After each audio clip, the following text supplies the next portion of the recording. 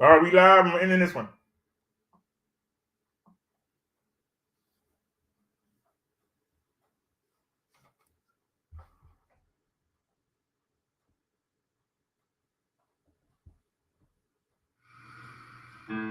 All righty, everybody.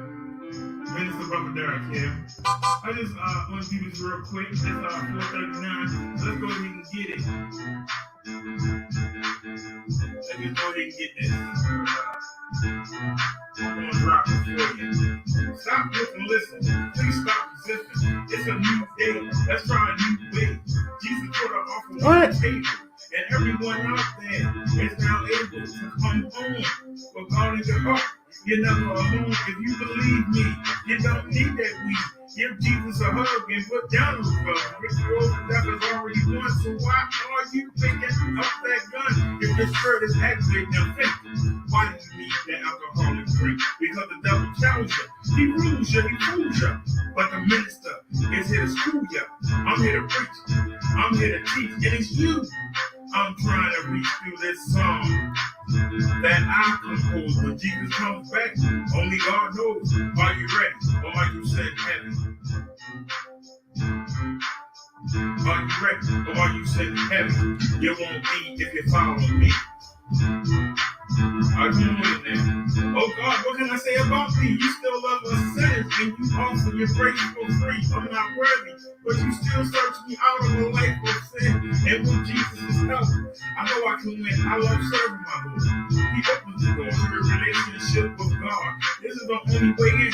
In the name of Jesus, I always pray and I lay myself as a footstool for lost demons. I know that it's not true, dear believer, but I'm not with my soul and the hands of the deceiver. A wicked devil who bring the inward trouble, who my desires of angst and unreason.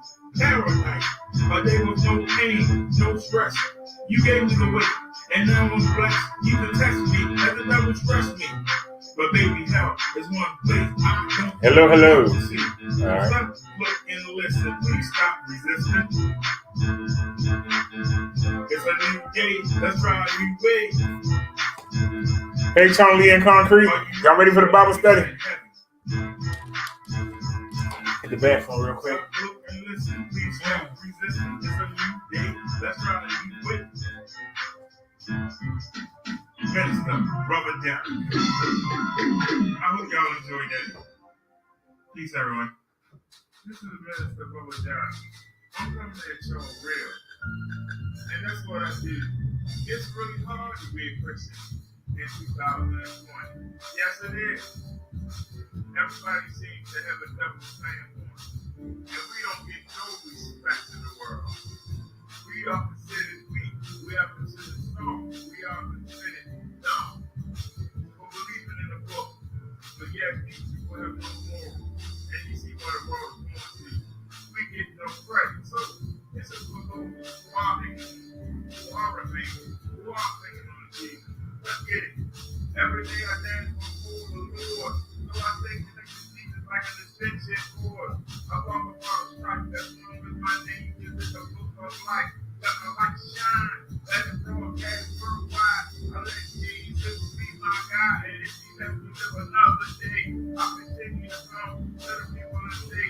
Stop being selfish. Stop sitting there. Come to God. And start winning. I rule with the Lord who is in control. Heaven is my goal. This earth is a fruitful level. I help my fellow man here with the devil. He's a liar. He's a fraud. He's a liar. He's a keep away from my God. The most people I come up with righteous, but I'm tempted on my chest. You will feel the things that God can't stand ground on. Every day, I've been reformed. I've been hit with many opportunities. I cannot remain in unity with the Father. Well, stand down when the Israel the Father. I will make this vow, but it feels like it's missing out. Let our feet lie, killing cheap, saving the dead, while Christians like me. Can't throw that away yet. Hang on.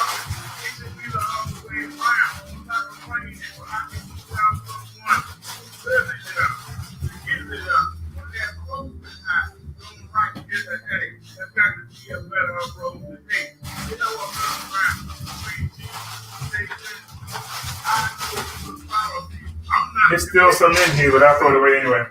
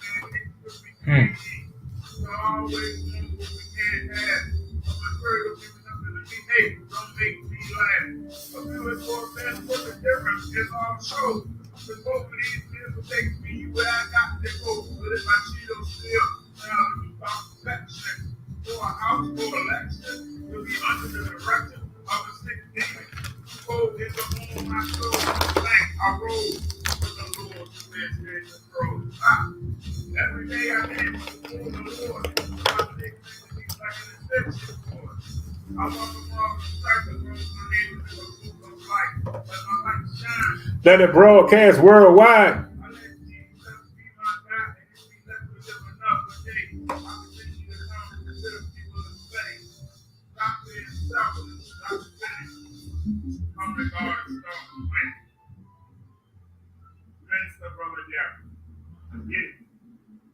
Welcome to the Minister Brother Derek Show, and I am Minister Brother Derek. I just want to say that I love Jesus, and that's the title of this song. I love you, Jesus. We'll follow you wherever you lead us. I love you, Jesus. I love you, Jesus. Let the devil deceive us. I love you, Jesus. Hey. I love my Jesus.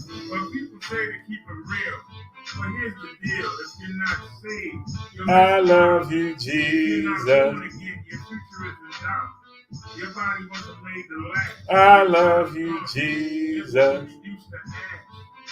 Your flesh will rot, but your life will not. I love you, Jesus. So you better realize that you need God, or you will be I love you, Jesus. Of a flame that never goes out. The pits of hell, where the heat swells up, there's no relief. Not for a moment of peace. The agony and cry. And someone in the background singing, burn, baby, burn. This isn't normal. I love you, Jesus.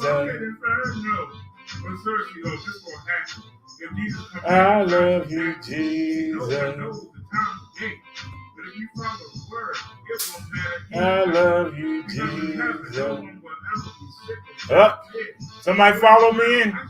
I love you, Jesus. Zapper just went off. Somebody got zip zap. So keep smacking. Keep on shacking up. But get caught napping. I love you, Jesus. And I just want to say, I love you, Jesus. Follow you wherever you lead us. I love you, Jesus. You know you're wrong for this.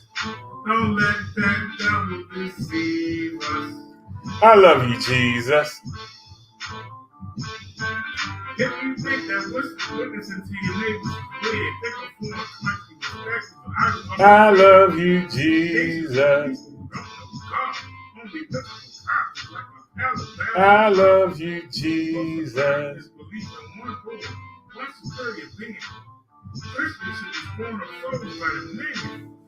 spend our time fulfilling the desires. I love you, We want to Jesus. give Jesus our best effort, but we ask for blessings that we don't deserve. And you wonder why our prayers are not heard. In church, you put down those who really I admire love you, You know you have a Jesus. desire to make that easy money. Drive the fancy car. Feel like a star. When you enter the bar, club, deep down, your spirit isn't for God or His ways. So why should anybody listen to a darn thing you say? I love you, Jesus. Follow you wherever you lead us. I love you, Jesus. I love you, Jesus. Don't let the devil deceive us. I love you, Jesus. I love you, Jesus. We'll follow you wherever you lead us. I love you, Jesus. Let the Holy Spirit lead us. And one more time. I love you, Jesus. All right, y'all, let's get it. Let's get to the Bible study. The minister, Brother Derek. Yo, let's get it. Well, let's get it. I said, let's get it. We were supposed to do this Saturday, but we got sidetracked. But today is Wednesday, and even though I've been running around since 10 o'clock this morning, I'm not gonna let another holy day go by and not do anything. So we're gonna do something right now. If anybody would like to participate, great. If you don't, okay. But we're gonna get it done. The topic was related to the fact that we lost 43 subs last week. And then a family member gave us 10. And YouTube took them too.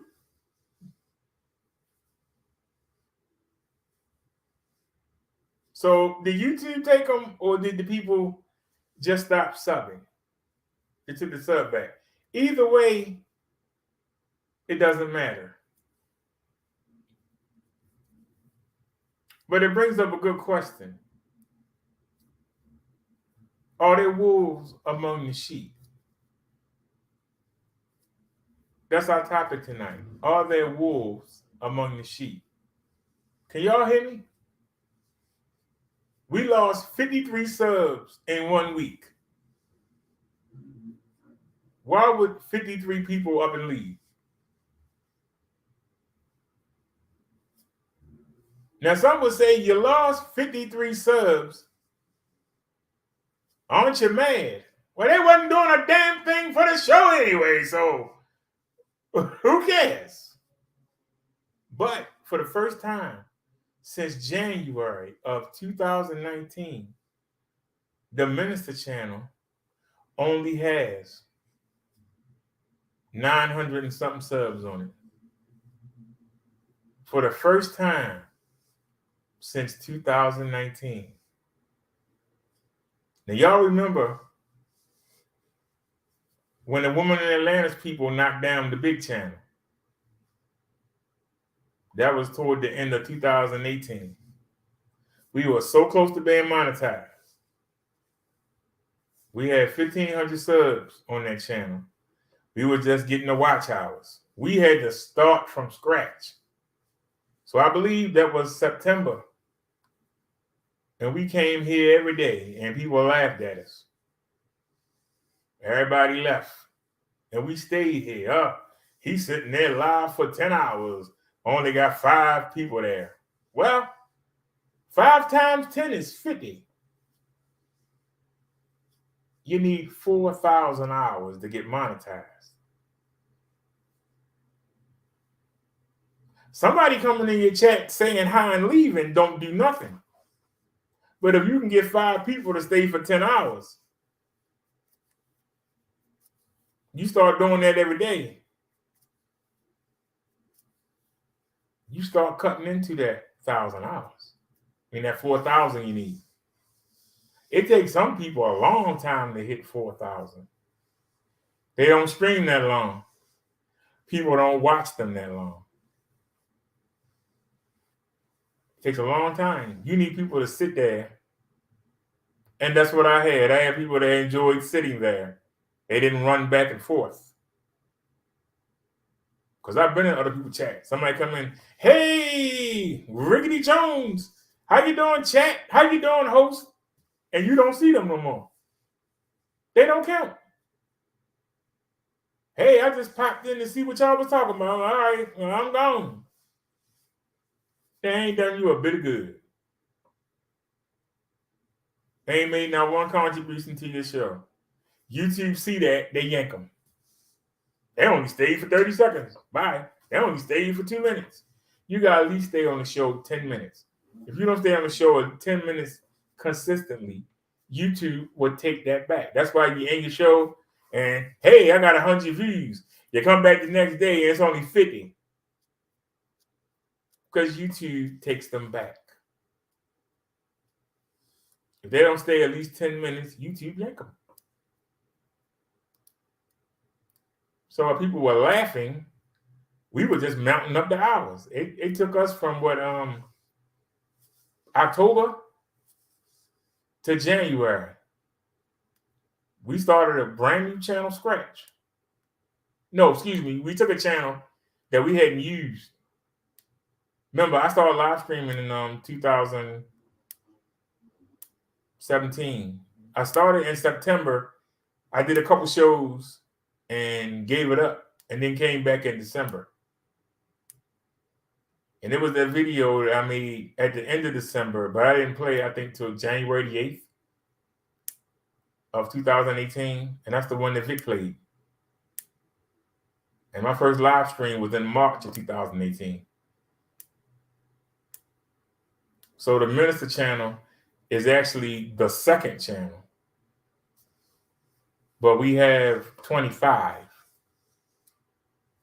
Some of them I ain't been on in 3 years, but we got them. They there waiting to go. We there waiting to go. But we lost our big channel.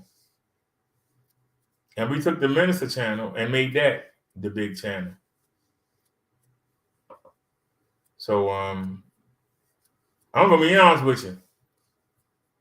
Since last summer, our total on YouTube for AdSense is $40. It's at $40. You have to hit 100 to get paid from YouTube. So at this rate, I might get something by Christmas. Maybe New Year's. Maybe next Easter. So, no, if somebody hits your video, they don't stay, it don't count. You know, them trolls come in and say something smart and leave, don't do you a bit of good. They had to at least stay there for at least 5 to 10 minutes. If not, YouTube take it back.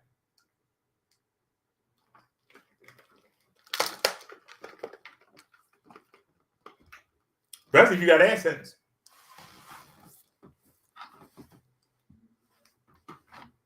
People ain't even stay long enough to watch a commercial. They're not gonna pay you for it.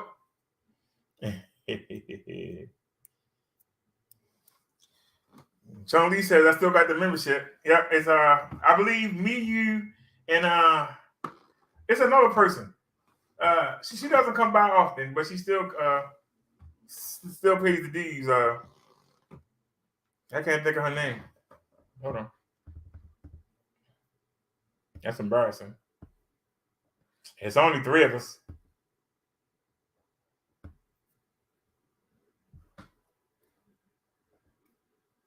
Give me 1 second here.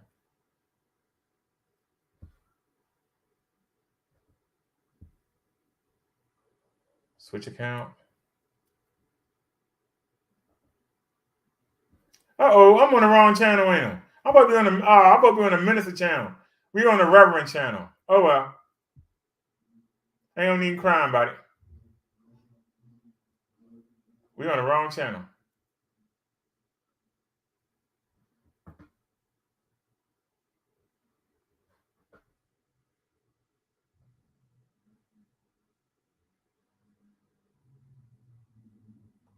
We lost another sub. So we lost 54.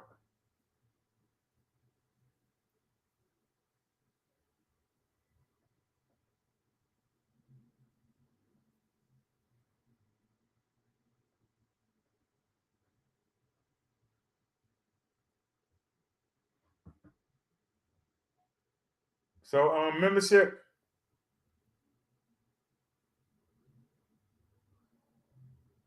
Three. Angela Hurd, Chung Lee Means, and Brother Derek.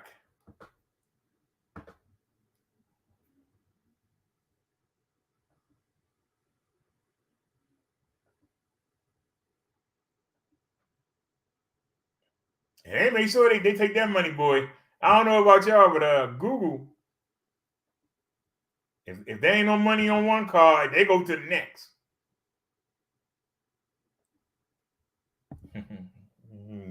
They don't even play with you. Amazon do the same thing. Yeah. Google want their money. Ain't no money on one card, they go to another one. If any of y'all ever watch Pleasant Green, he does scam baiting, witch scams, stuff like that. Y'all ever check him out? He got a pretty good show. He one of his advertisers is a company that allows you to, they take your credit card number, right? You tell them where you want to spend some money at. Like say you wanted to get a trial offer. Because you know how they do you. 14 days for free, right? If you don't cancel, we're going to hit your card. 14 days go by, you ain't even fooling with that no more. And all of a sudden, you get your statement next month and they say, hey, you got charged $35, $50. You're like, what's this for? And then you realize you didn't stop the trial. If you use that company, they give the people a made up number, right? You tell them how many times, like say you had to send, say you could get something free, but you had to pay $2.95 for shipping, right? The scam is to tell you that you got a free $100 voucher that you can spend at Walmart, Home Depot, Target, but you have to pay between $1.95 and $4.95 for the shipping and them processing it for you. And then they're gonna send you $100 gift card, Visa or MasterCard. You can take it and spend it wherever you want. They tell you to go, they take all your information, right? Then they tell you to go, they put this automated system on. It's just a recording. Because they there on the phone. They be like, they press a button. Boom. Hi, state your name, please. Boom. What is your address? Boom. What is your birthday? Right? Then they tell you this they get this woman to come on here and she be like, yes, you get $100 gift certificate. You can spend anywhere at Target, Walmart, anything. We also are advertising this coupon plan where you can save 50% at all your favorite restaurants and dining on all your clothes and everything. And it's only $44.95 a month after the 17-day free trial. And they keep right on talking. And now I'll tell you, it's between $36 and $45 a month after that free trial. So they supposed to hit your card for $4.95. They hit your card every month for $44. And when you call a number to cancel it, don't nobody answer. And you literally have to call your car company and cancel it. If you use that program, you ain't got to worry about it. Because you tell the people $4.95. And when they go take it, that's all they can take. You can even set it up how many times you want it done.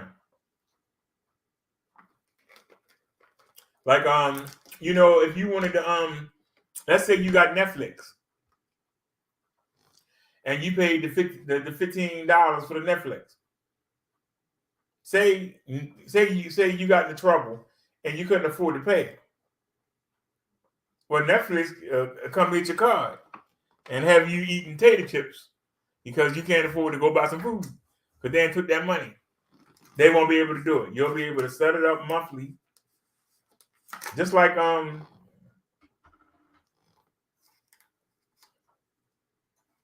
Did I open these? I don't remember opening these. I just threw away the other ones. I bought 2 bottles. Why would I open this? And ain't nothing missing out of it. But why would I open it? And why would I be lazy enough not to clear it out? I'm not eating this. I'm throwing this away. I'm not eating it. So that was my snack.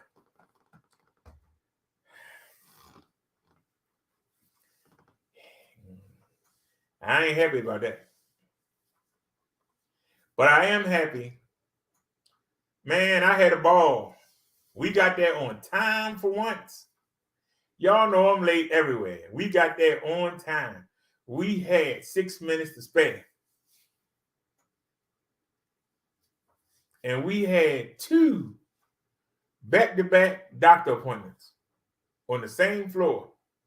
We went and saw the diabetic specialist, and then we went to the heart failure clinic.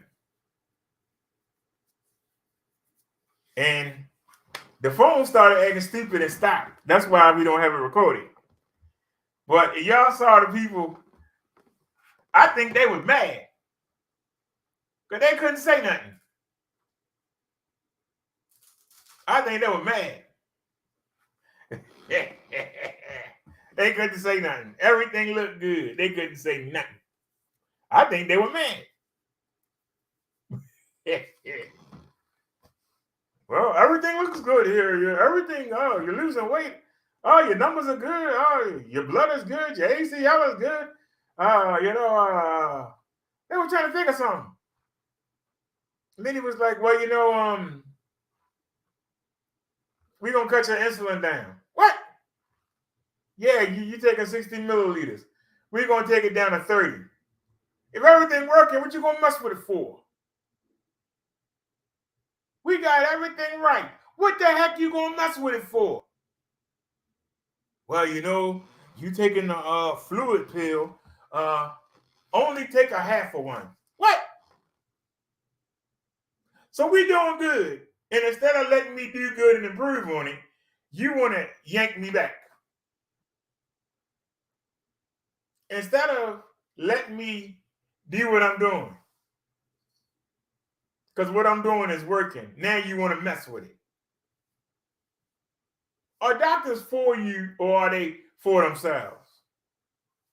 It make you feel like they want you to be messed up. So they know they got some money coming. And Sean, you know what I'm talking about. Them people held my contact prescription hostage for $50. They had the nerve to call me and talk about, you got an appointment? Like I would ever go back there.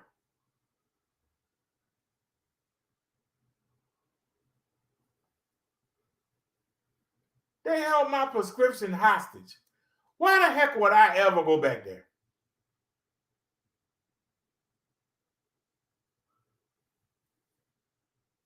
They had us go there 3 times for nothing and charged us $500 each trip and didn't give us no contacts.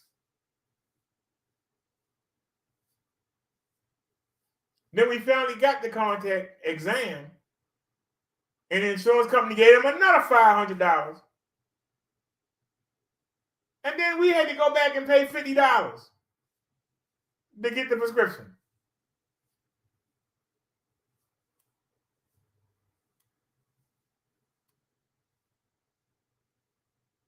Yeah, if you wasn't, I'd have been blind.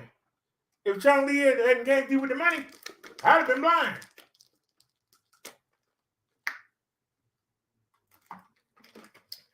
And she think I'm coming back to see her again. It'd be a cold day in Aspen. I don't mean Aspen where they go skiing at. I mean, it'd be a cold day in the aspirin that's in your bottle before you see me up there. I wish I thought I would go back up there. And the sad part is, her office is in the same place where I got stranded at.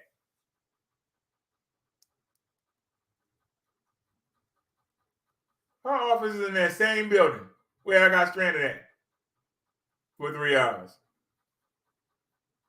Wish the heck I thought I would.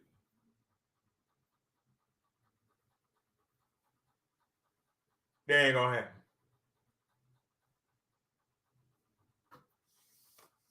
I'm gonna tell y'all something. I seen some messed up people today, and God is good. I seen some messed up people today. This one dude kept looking at me. This dude was in this daggone mobility scooter, and half of them was hanging out the right side, half of them was hanging out. I said, God darn. All I could think was, thank you, Jesus. I'm flying around the place, and I'm looking at this dude. He take the same medicine I take.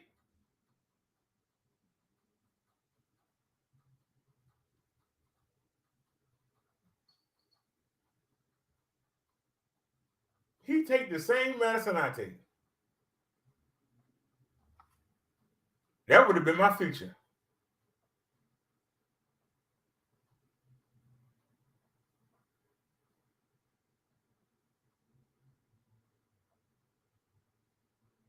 With all the bad things that happen, you got to appreciate the good things. Yeah, I got my hat on. I ain't changed. I need to finish shaving my head, though.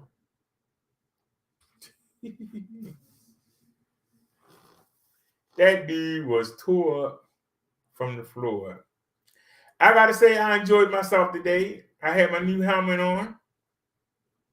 I had my new gloves on, official bike gloves. And I had my new shoes on and had to walk in the mud. I ain't happy about that. Matter of fact, I don't even know why I still got them on. Take your new shoes off. I was going to order another pair. Do you know that it was free shipping when I got these last month, right? So I went to go get another pair. They added on $10 shipping for a pair of shoes. And they added on $10 for shipping. Pair of shoes, they added $10 for shipping. So they lost that sale. I like Fila. Growing up, Fila with the joint. You get your Filas, or you got your Adidas, or your Converse. I was growing up. That was the style. And kind of, faded a little bit, but, those of y'all old enough to remember, do the Fila. Everybody know the Run DMC song, My Adidas. They made a song about Filas too. Fila was the joint back in the day. And like I said, about them being red and black, and the only thing that didn't match was the Raven jacket and the hat. Even the mask was red. The socks, black and red, that I got on. We was matched to a T. I look like a daggone gang member.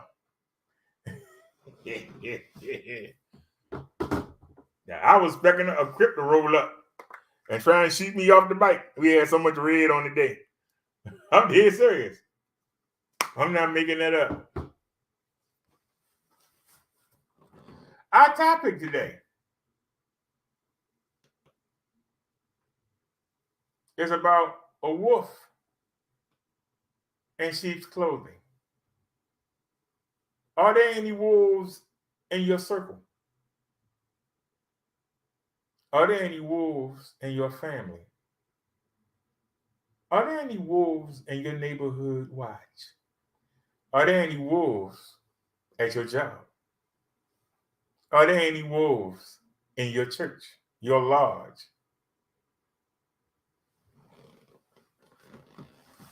Do you know how to sniff out those wolves? Or are you one of the wolves? Well, what is a wolf? A wolf is somebody who appears to have your best interest at heart.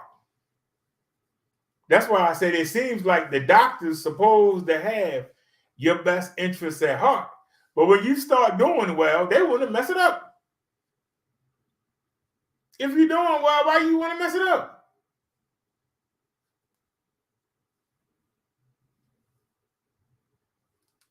It'd be like, I'm selling t-shirts and we doing well.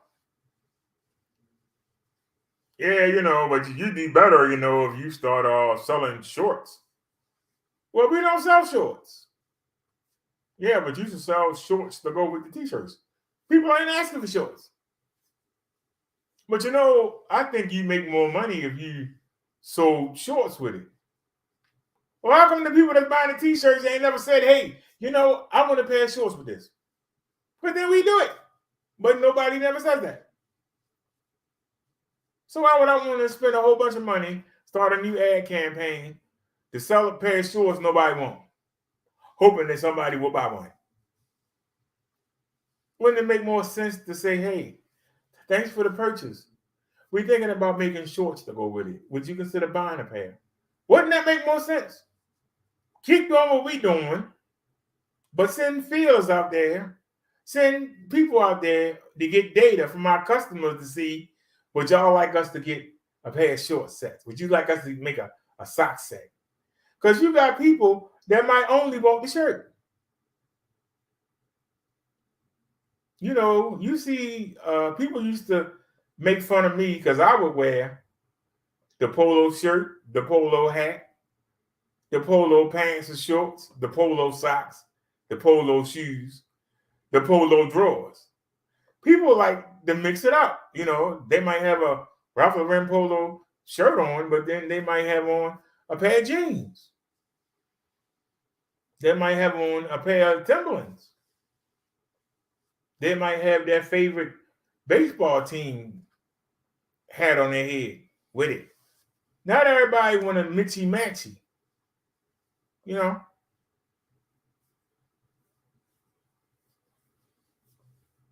So when somebody says that, when they see you doing well, and they want to send you in another direction to try to mess you up, that's what they're trying to do, is mess you up.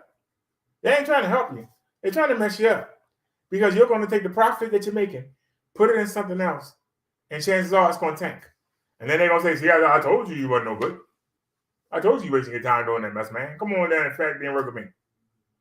You need to come on to McDonald's, man. Come on. You can work the fries, man. Come on. Because that's what they want. They don't want you to be no better than them. But they'll come to you acting like they care about you. John Lee says she got the wasp spray. Well, wasp spray work on everything. Wolves too. A lot of times, you look at the people that say they care about you. I always tell you, don't listen to what they say. Their actions. Actions.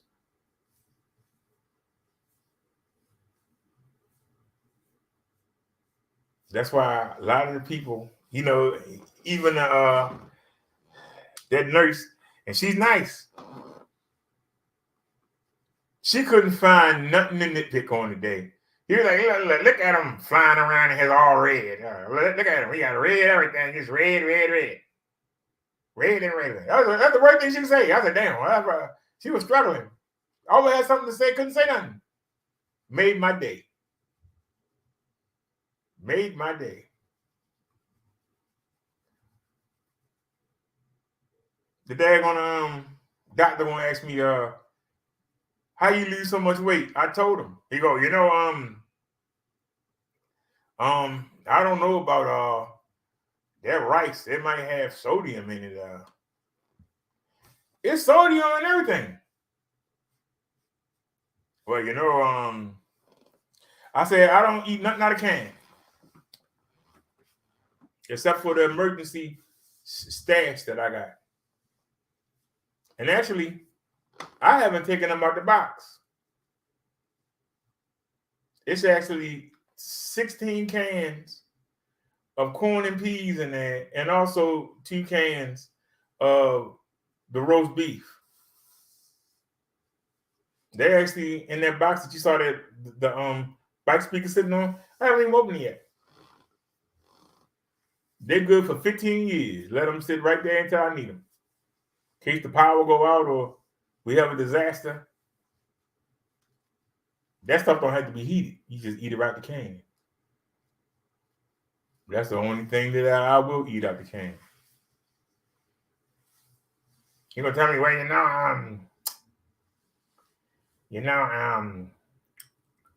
you said you use seasonal, right? I said, yeah. Well, seasonal has. I said that's the same thing that my doctor said, the cardiologist, and he Googled it and said it was fine on the spot. He said same thing you said when Googled it and got feels hurt. Well, what doctor? I said, you know the doctor. It's right there on that paper you got in your hand. Oh, well, I said, yeah. What else you got? I was hitting him. What else you got? It felt good to go up in there. It felt good. And what made it crazy was I did the sugar reading this morning at 10 o'clock. And it was at 100 and something. It was 104. And I was kind of mad. Right? The lady took it, the nurse took it at the hospital. I think it was like 80 something. She looked at the paper I gave her. She said, I said, yeah, the bike ride up here.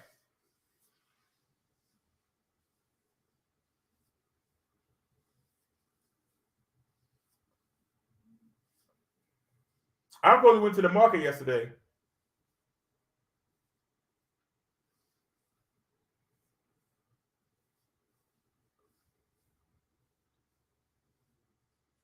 But I didn't go.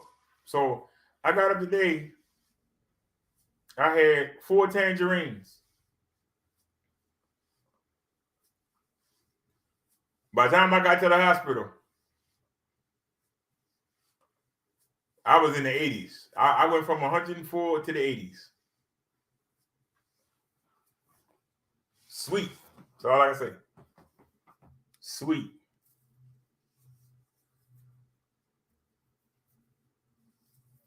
Believe it or not, I don't think sugar-free Pepsi is good for you. I don't know.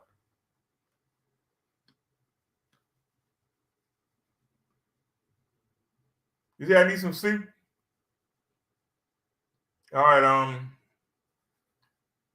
I have to call and get the password because I got the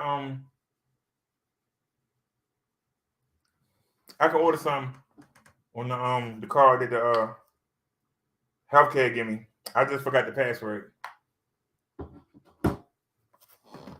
I know. I forgot the password. That FedEx thing you see on the bed, that's the Verizon knockoff. The SIM card is in there. And it's supposed to go in this phone. Right? It's supposed to go in this phone. Right? It's supposed to go in that phone. I'm supposed to take the Obama chip from out of here and put it in the S8. The phone rang today. Talking about the S8. The phone rang today. What the hell the phone ring for? And I didn't pay the bill. Because the SIM card for the phone company right there. Overnight, dumb people found my card number. Remember we talked about earlier, Charlie? They found my card number and they billed me anyway. They just billed me. So now we're going to have 3 phones. Who needs 3 phones? Just for the month. I tried to log in there and take my information out. All of a sudden, my password don't work. So I got to call and cuss them out. Now, the good news is it's only $25 for the first month. So instead of being charged $40, I'm only going to be charged $25. But they've hit me for the $40.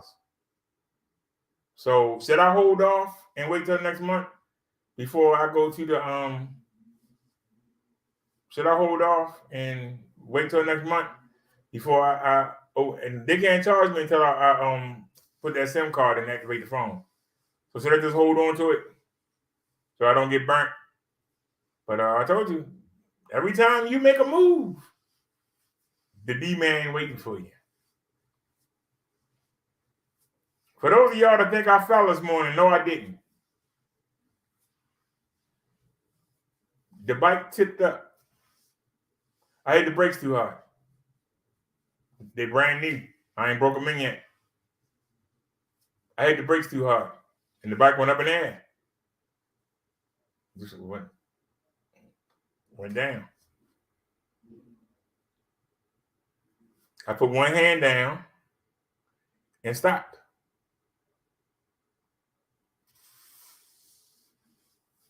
You'll see on the 360-degree footage. I didn't hit the ground. I know some people wanted me to hit the ground, but I didn't. Still went into place. You don't see no scuff marks on the shoes. There ain't no scuff marks on them.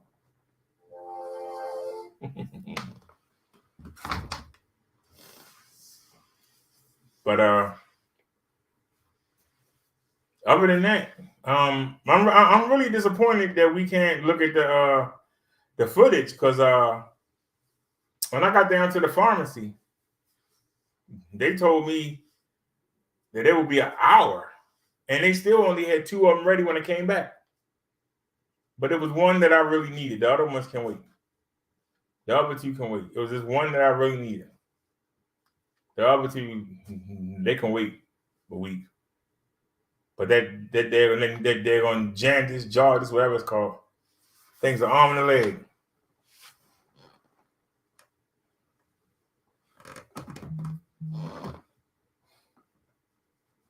What the heck I'm gonna do with 3 phones? A phone to do the live with, and the phone to see the chat with. That's all I need. And I activate that phone, it got unlimited hotspot. So basically, I only need 1 phone. But because they got the unlimited hotspot, I can't get it with the EBB. Ain't that something? The EBB won't let you get it because you got the unlimited hotspot.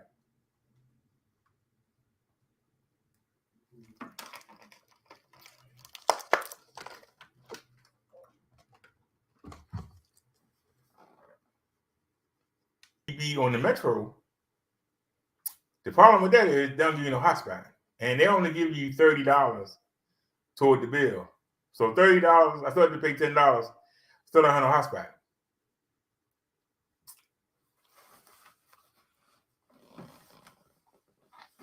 Now, if I can get the Verizon knockoff with the EBB, I could pay $10.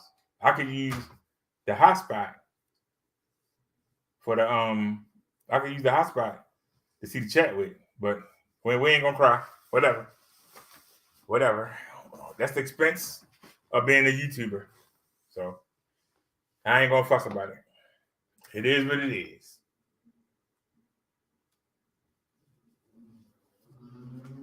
Sorry for going off topic. I don't know why this camera got me looking so daggone dark.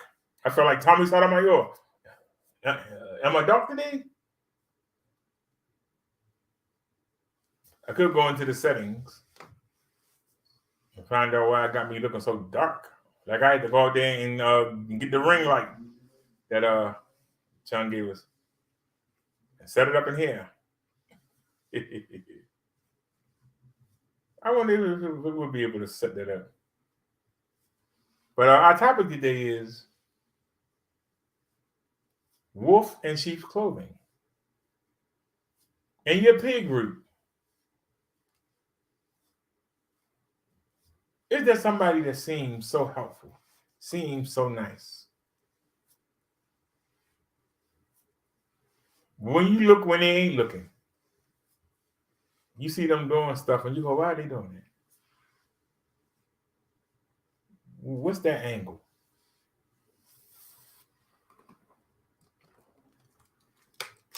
In your church, is there people that say,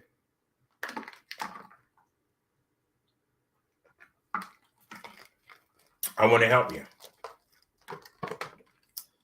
But then you find them helping themselves to whatever you got.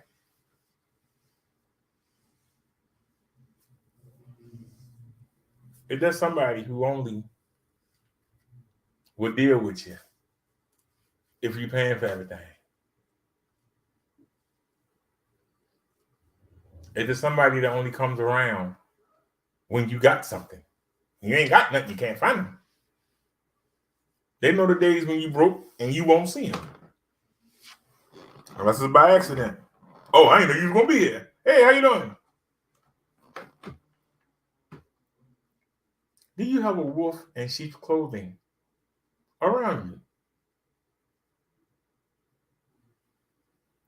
Do you know that they wolves in sheep clothing?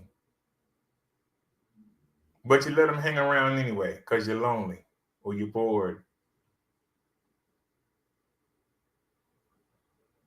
Have they convinced you that you need them to be around you?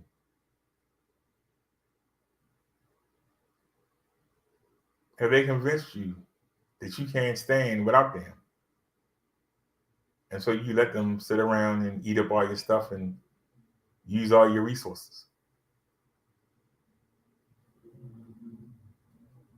Think back to how many friends you had.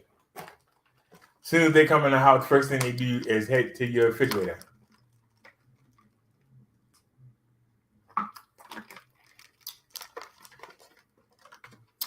I remember one dude used to tell me, hey, you know you're low on milk. You're low on milk and you're low on soda.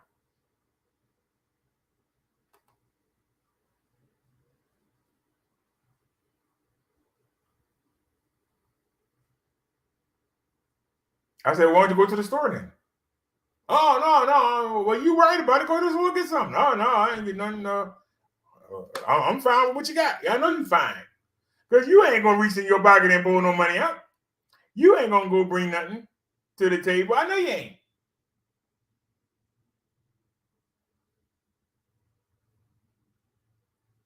You better find something in that cabinet you like and keep moving. Or get out. Mucha? How many of y'all know people like that?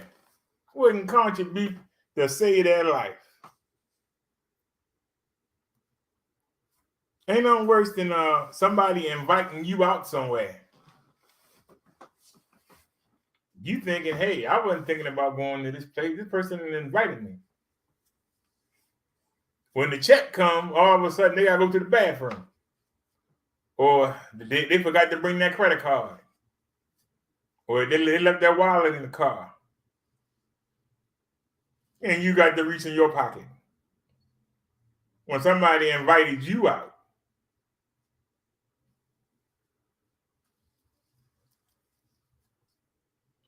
If I come say to you, hey, I'm going down here, I want some company.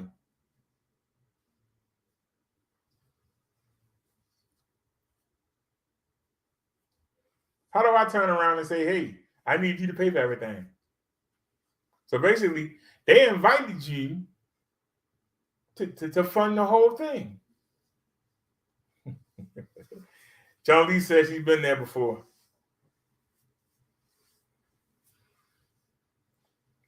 You know, it's a lot of times, and this happens to men and women. Somebody who you're interested in will all of a sudden call you up out the blue, wouldn't give you time of day, but for some reason they call you up out the blue and then suggest going to this nice place. And they ain't got but 50 cents in their pocket. They go there and eat lobster or steak, get 2 desserts, get 4 or 5 drinks. The check come around and you tell her, hey, can I have my check, please? And she need hers. Huh? Ain't you paying? What? Yeah, I'm paying my half. No, you paying the whole. You brought me here. I didn't want to come here. I came here because you invited me. You expect me to pay for everything too? We could have went someplace I wanted to go if I got to pay. I'm at someplace you wanted to go. If I said let's go here, and you come along, then you my guest. But you invited me, I'm your guest. But I'll pay my own way. But you want me to pay for everything? All I had was a burger and some fries. You done sat there and rang up a daggone $100 bill.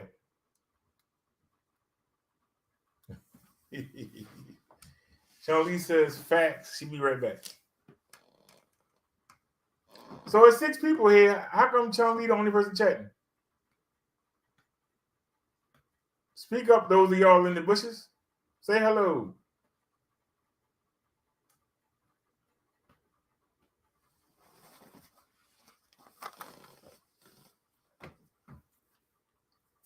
Our topic today is a wolf in sheep's clothing. Do you know how to recognize a wolf in sheep's clothing? If you do recognize them, how do you deal with them? Do you go along to get along? Do you ignore their shortcomings? Are they funny like Eddie Murphy, and that's why you let them hang around? They the life of the party. Or are they good at talking to men or women because you're not, and you just let them hang around and hopefully hope that they bring somebody for you to hook up with? I'm just asking.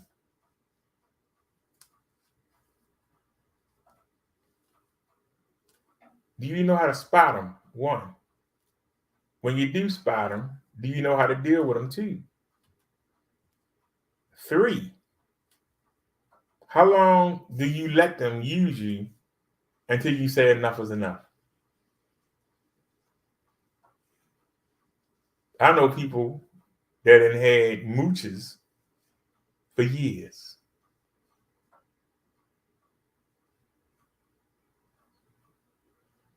And when you come into that life, you'll say, hey, that person is using you. They don't care about you. And they tell you, I know. Be like, you keep saying that's your best friend. They talk about you like your dog when you ain't around. I know. So if you know why they still in your life, well, See, if you're going to walk with Jesus and God, it's not just your relationship with them, but who you have a relationship with.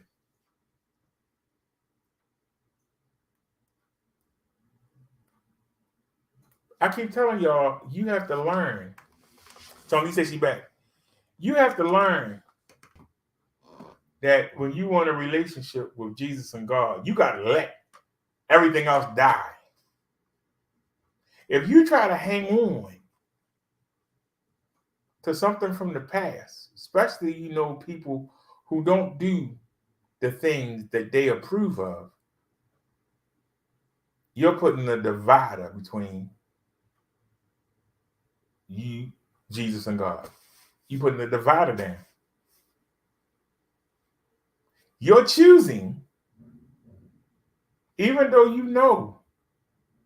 you got the information now, but you still knowingly choose to be around people who ain't good for you, who going to lead you the wrong way. You still run to them. What do you think Jesus and God feel about that?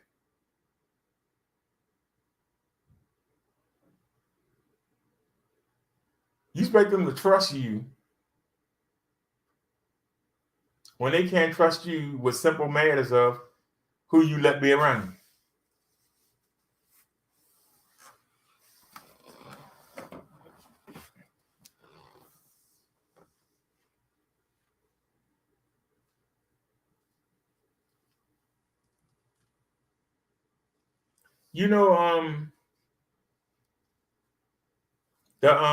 The thing for the minister hat is weighing out. That's why I'm not wearing it. I gotta order me another hat, but it's weighing out. That's why I stopped wearing it. But the nurse that always got something corny to say, she couldn't think of nothing corny to say because everything looked good.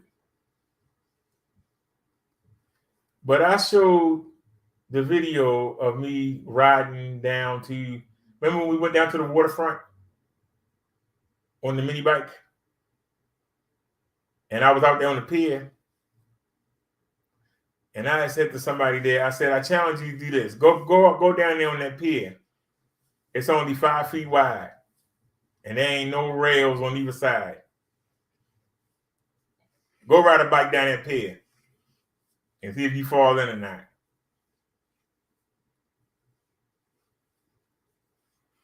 She'll come over there and say, oh yeah, you didn't know him? Yeah, he ride the bike, yeah. He ride the bike and he preach while he riding the bike. When y'all ever seen me preach and ride the bike at the same time? What made her say that? She ain't say it once. She said it about 5 or 6 times.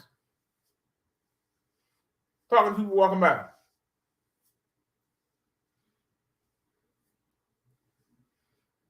What? See, their voice was in her head.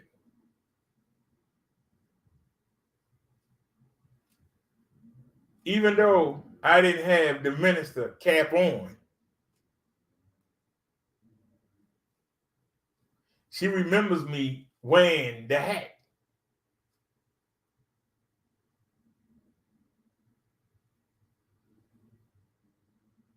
I've never said one thing to her about religion.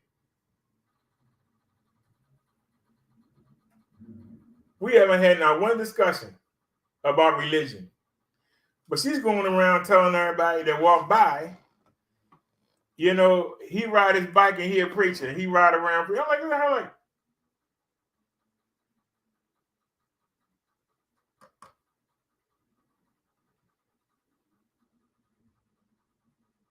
look at him there in all red.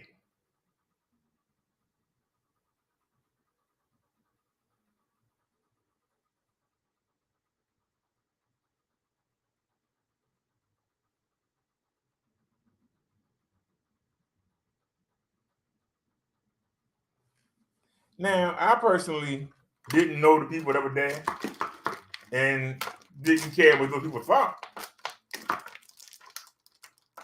But if they ever came across the channel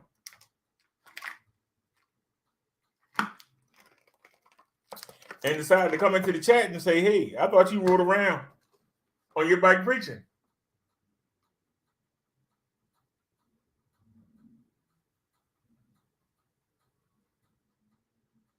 Now, if I'm out and somebody got a question, I don't have no problem answering it. If I see somebody who I think might need a kind word or needs some ministering, I'll do it.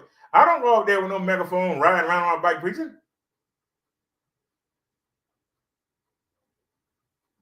That's why we got Wednesday and Saturday.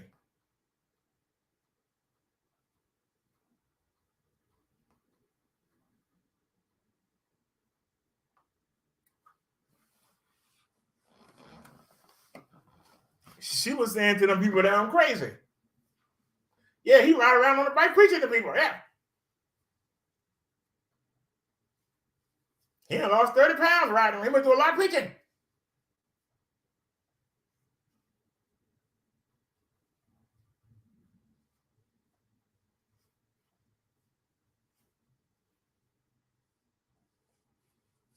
What do you think the people thought when they looked at me and was like, what the hell?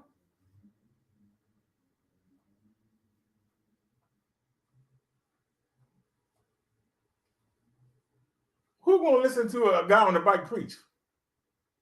What they were thinking? They must thought that was crazy.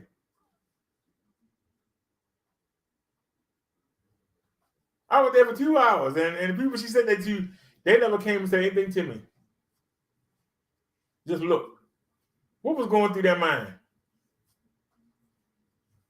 But see, I don't care. I worry about what Jesus and God think. And I sat in there full of energy, boppity bippity dancing around. Them people in there, they all, yeah.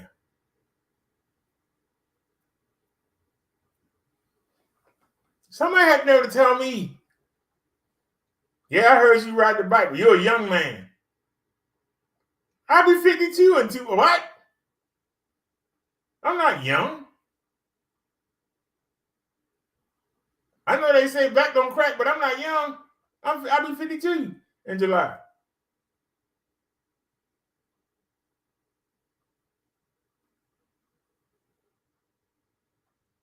The difference is I'm doing what I'm supposed to be doing. That's the difference. Age ain't got nothing to do with it. I'm doing what you're not willing to do. So instead of saying good job, you'll find something to make fun of, right? To cover up your own inadequacies, you point out somebody else's. To make you feel better about yourself, you put down somebody else. And that's how it works.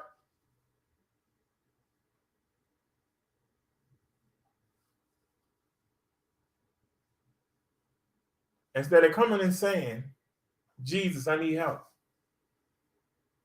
I tried everything I could do, it's not working. My way don't work. My neighbor's way don't work. My father's way don't work. My mate's way, it don't work. I'm getting lower and lower. I'm falling and falling. I'm doing what the doctors say, it ain't working. Nothing's working. Can I try your way?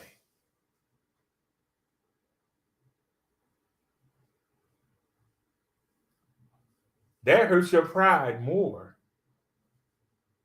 than people making fun of you falling.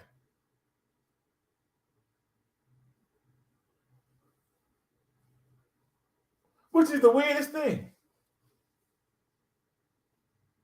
Because you don't see Jesus and God, you feel him.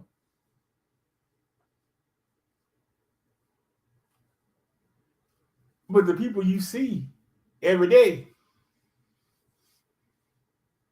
the people that really can't help you get off this planet, Those are the ones you fear.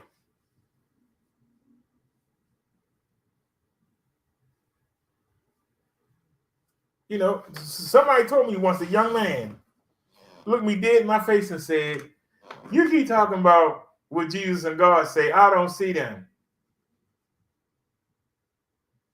But I see the thug at the end of the corner that beat me up every day." I looked at him and I said, "You don't see the wind, but don't you feel it blowing?"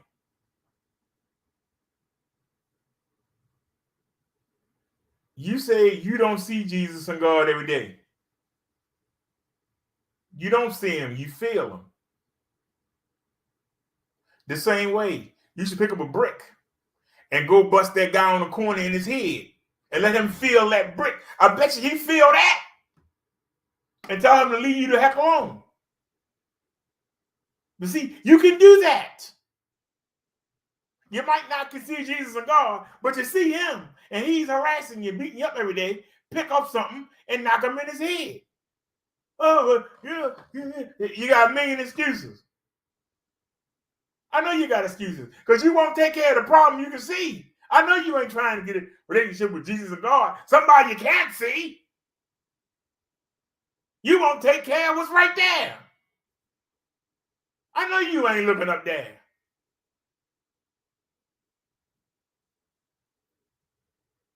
Making excuses.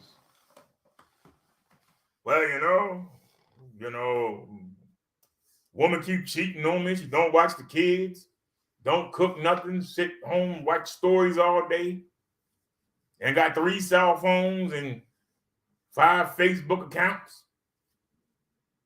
Don't give me the time of day. Well, why are you still with her? Well, because she's a good woman. What? What's good about her?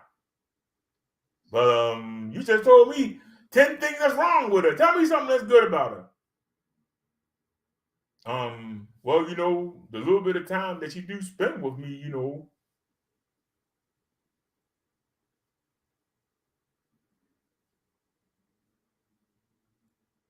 you can't even get your home together. But you got the nerve to ask Jesus and God to bless you with more. You can't handle what you got. Why are you asking for more? Well, I'd be so much better off if I had some money. You can't handle the money you got. I'd be so much better if I had a bigger house. You can't handle the little place you got now.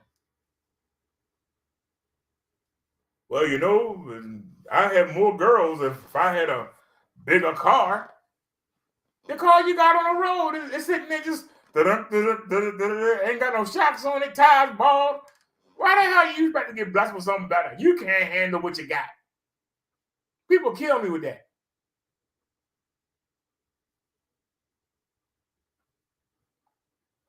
Y'all know the phrase, you only get what you can handle. You only get what you can handle. It will be evil, torturous, to be blessed with something that you can't keep up.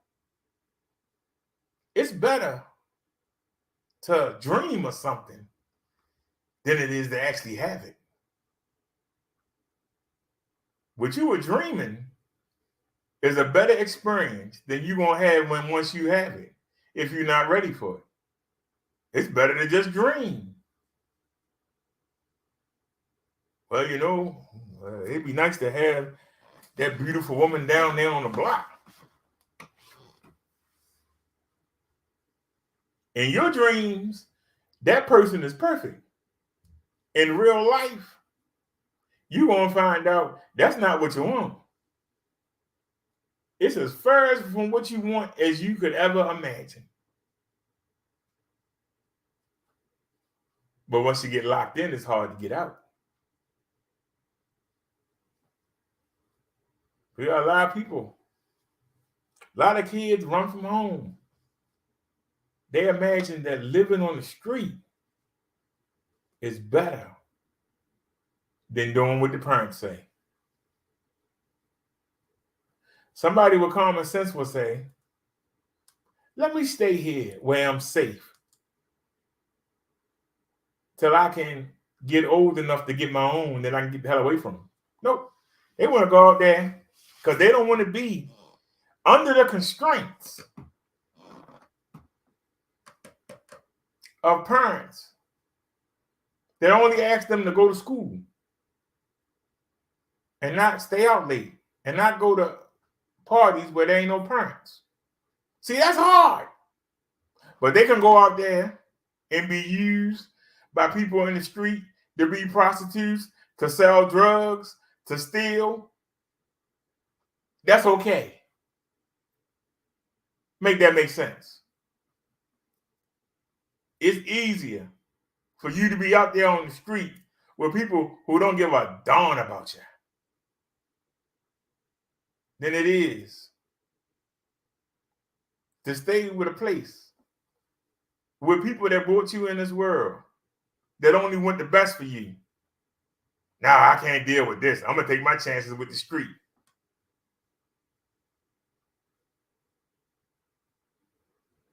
How could you ever have a relationship with Jesus and God? People who you don't see. You can't get along with the people you do see.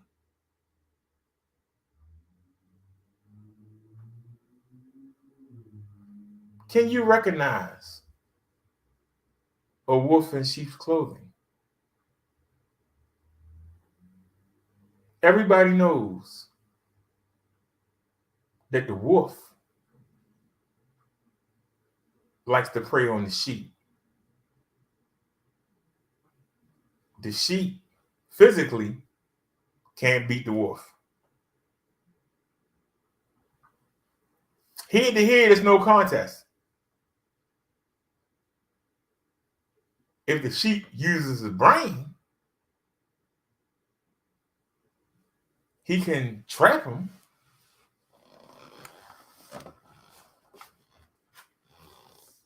But he can't beat him head to head. You can't beat the devil head to head.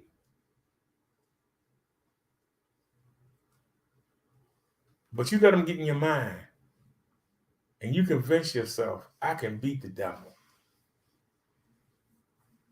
I'm not going to ever take another drink. I'm not going to ever take any of them drugs. I'm not going to ever cheat on my spouse. I'm not going to ever abuse my kids. I'm not going to ever let my family down. I'm running this. You ain't running nothing.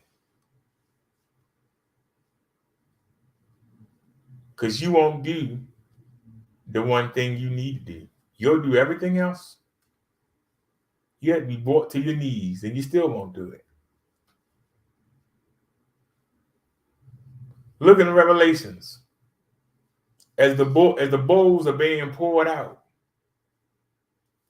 the mountains is falling on them. The earth is crumbling beneath their feet. 100-pound boulders is coming down, striking people. They being stung by these big, giant locust wasp-like things, just being stung again and again and again. The water turned to blood. People still cursing God. Screw you.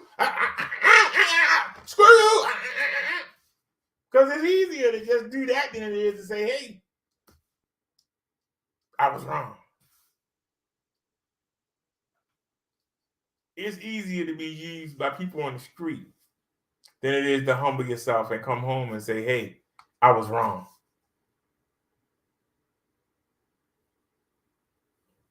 That's human nature.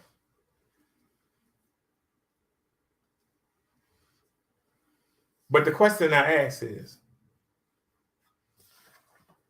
can you identify the sheep from the wolves that's around you? Because see, the sheep are dependable. The sheep will have your back no matter what. The wolves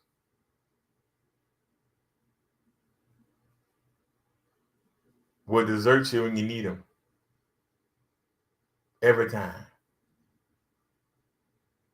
That parallel comes from the truth. You know the story of David. You know King David. He was a shepherd. His job was to protect the sheep. He wasn't afraid to do his job because he really cared about the sheep. That's how the family ate. When a lion, tiger, bear, whatever they had back then came, he would jump on them. That's why he wasn't scared of Goliath.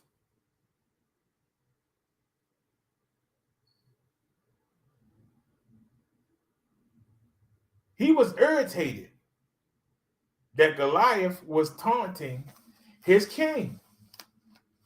He was irritated. This is a little boy. He's irritated that the soldiers whose job it is to protect the king, they were scared of this one man.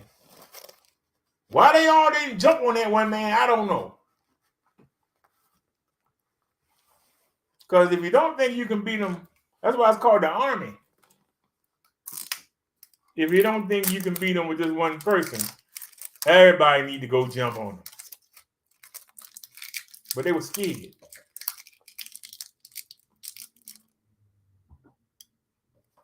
They were scared.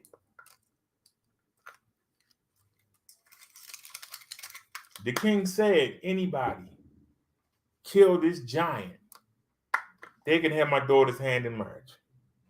Anybody. Take this giant out for me. I give him my daughter's hand in marriage. Nobody wanted to do it. Nobody stepped up. King David did it. And as we look, videos up, those of y'all didn't see it. You know the king reneged on the deal.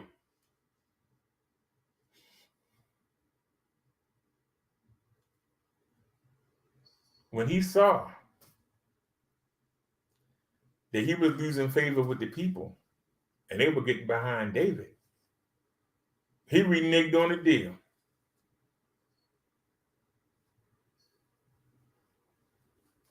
David got lucky. He had another daughter, and she actually liked him.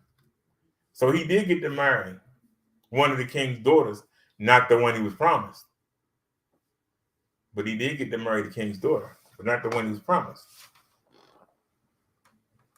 She wound up being a better woman anyway.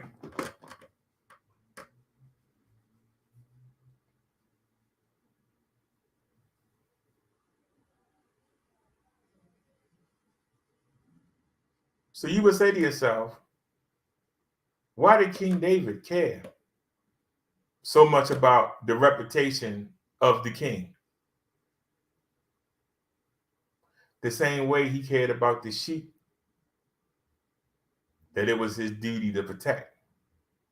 Now, people who don't have no tie-in, and this is where we come in full circle to, people who don't have no tie-in, that don't have no roots, that don't have no stake other than getting a free ride. When the wolf come around looking to devour the sheep, do you think they're going to defend the sheep or are they going to run? The shepherds that are hired to look after the sheep, if they don't have no real stake in those sheep, they're going to run when the wolves come. Remember now, it's called a wolf pack. They come in packs. They run and the sheep scatter, meaning the sheep run for their lives. The shepherd's job is to keep the sheep together. A real shepherd will fight to the death to protect them sheep. Somebody that's only there because they can get $1 or they get a free meal. Them wolves start attacking, they gone. Put on them sheep, I'm gone. Do you know the people that's going to ride or die with you? Or you know people that are just along for the ride? Long as everything good and you got what they want, they right there. When you ain't got nothing to give them, they don't know you. Do you know the difference between a wolf and a sheep? Because a lot of the times the wolf come to you. He don't come to you dressed different from you. He come to you looking like you. He pretends to be interested. He or she pretends to be interested in the same things you are.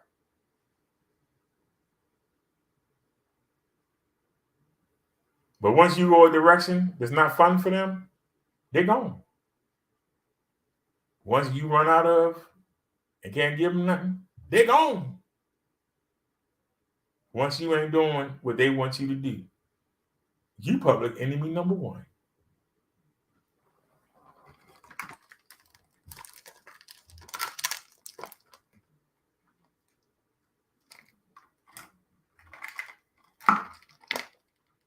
Y'all may realize that as much as people love celebrities, celebrities are just an example of how messed up we really are. Let's look at the Temptations.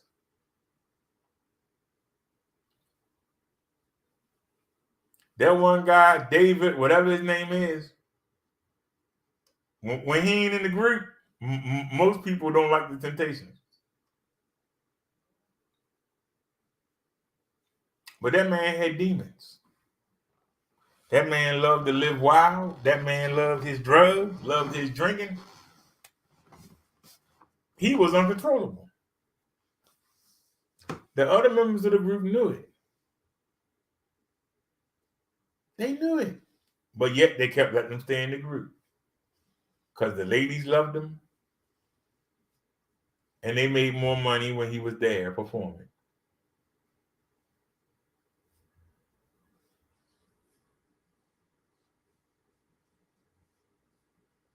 But they got to a point where they had to let him go.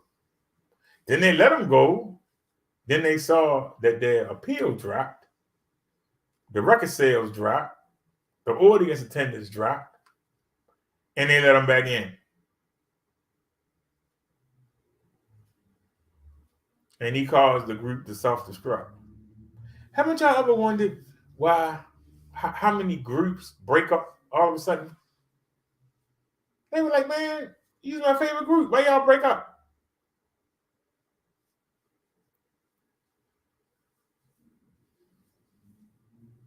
It's always one or two members. That's the wolf among them sheep. And the sheep put up with them as long as they can until they can't do it no more.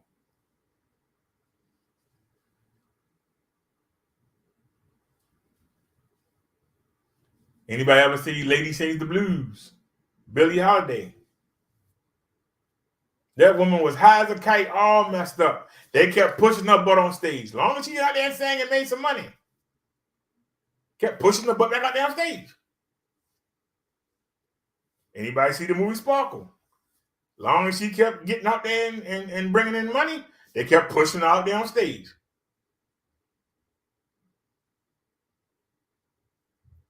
Ray Charles. Everybody knew he got high on that heroin. It's even in the movie. You hear the two producers of the record company. One of them was like, we got to get him some help. He's getting messed up. Oh, look at him. He sounds good. The other one was like, he sounds good. I think he's better when he's high.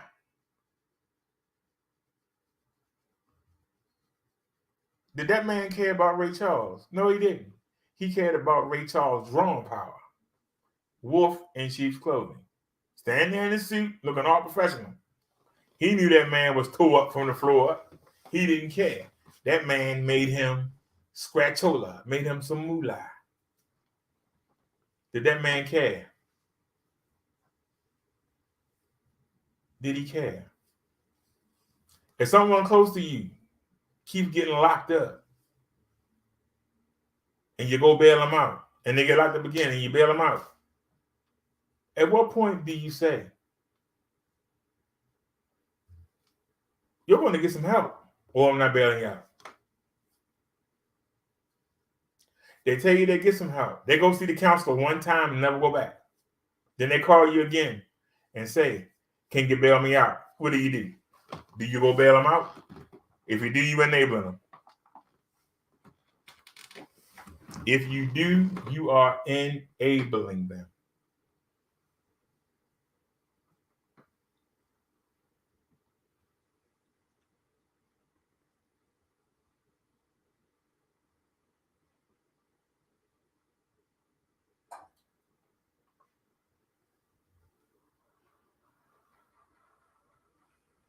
I'll be the guinea pig. I was told by a family member, I need to budget my money better. I did.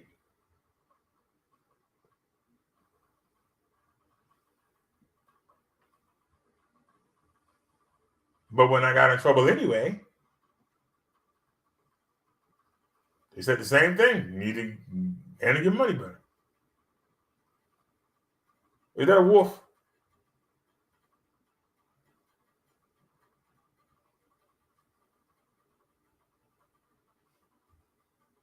Was that a wolf in sheep's clothing?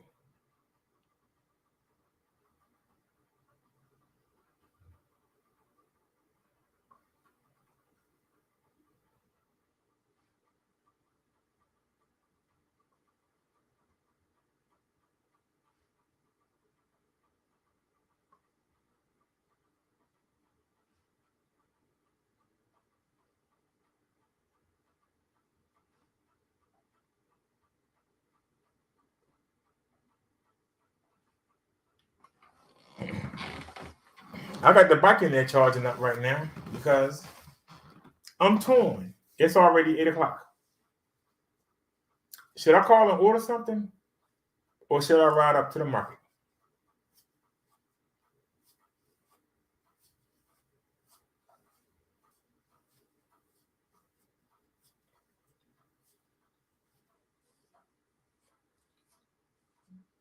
And I've been out most of the day. I'm tired. I might order something. Or I might get out there on the bike and ride up there. But if I do ride up there and I fall off the bike or something, they're going to be laughing at me. See, I told you. But if I don't go, then they're going to say, see, you're not managing your money right. You what you just paid for, you could have ate 2 or 3 days instead of getting one meal. Are those people wolves in sheep clothing? Do they really care? Or do they say they care?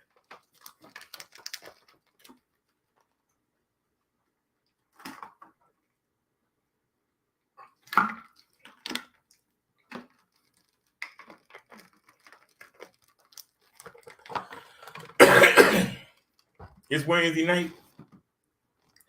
The wrestling be on. Y'all just seen me hook the system up. I feel sorry for my neighbors because I'm watching the wrestling tonight when I get off of here, and we gonna be in 7.1 Dolby Digital Audio, and hey, we gonna be jamming on the one.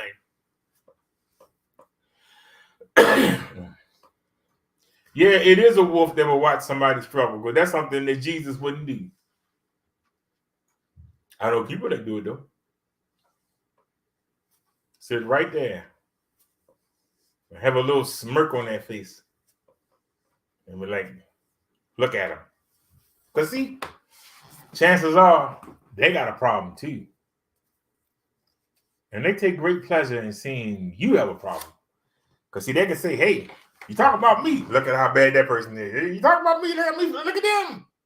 You talking about me, look at them.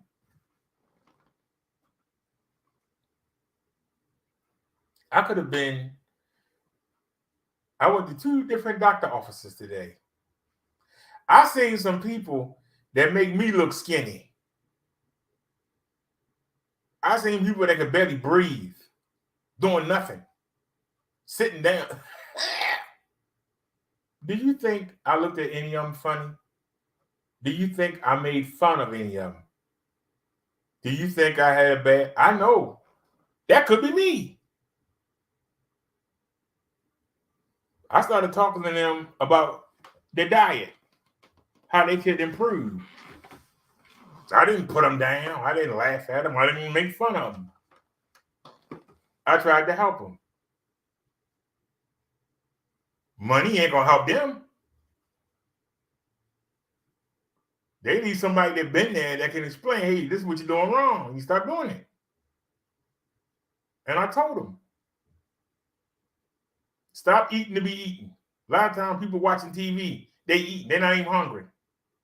Your stomach tell you when you're full, put the food down, put it away, put it back in the refrigerator. Why are you still nibbling when you're not hungry anymore? I'd rather you nibble on something till you're full, put it away.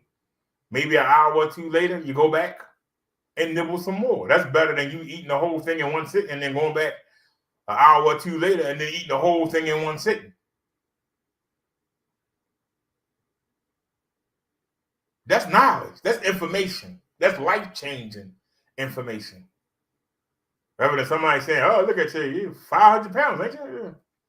You can't even breathe. Look at you, you're hard. How the help somebody? How does pointing at somebody and laughing, how does that help them?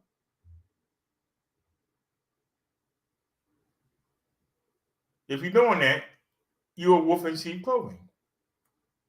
Because while they're looking at you, you act like you're cool with them. As soon as they turn their back, look at that. Look at them just da-dum, da-dum, da-da-da-da-dum, da-da-da-da-da-da-da-da-da.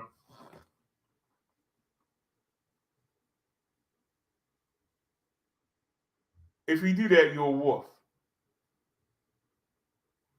And if you're a wolf, you are the enemy of God and Jesus. So please don't come here and lie and say you're walking with them. Your actions say a whole different story.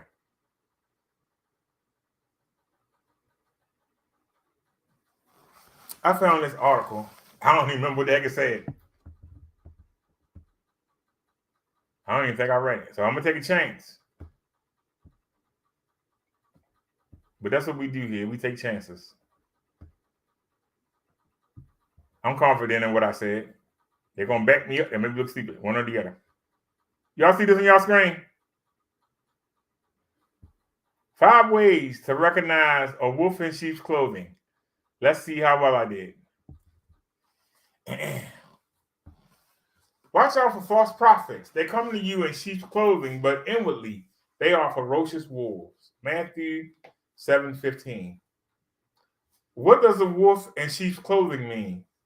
A wolf in sheep's clothing is symbolic for someone who outwardly looks harmless and kind with good intentions, but inwardly is full of hate, evil, and deceit.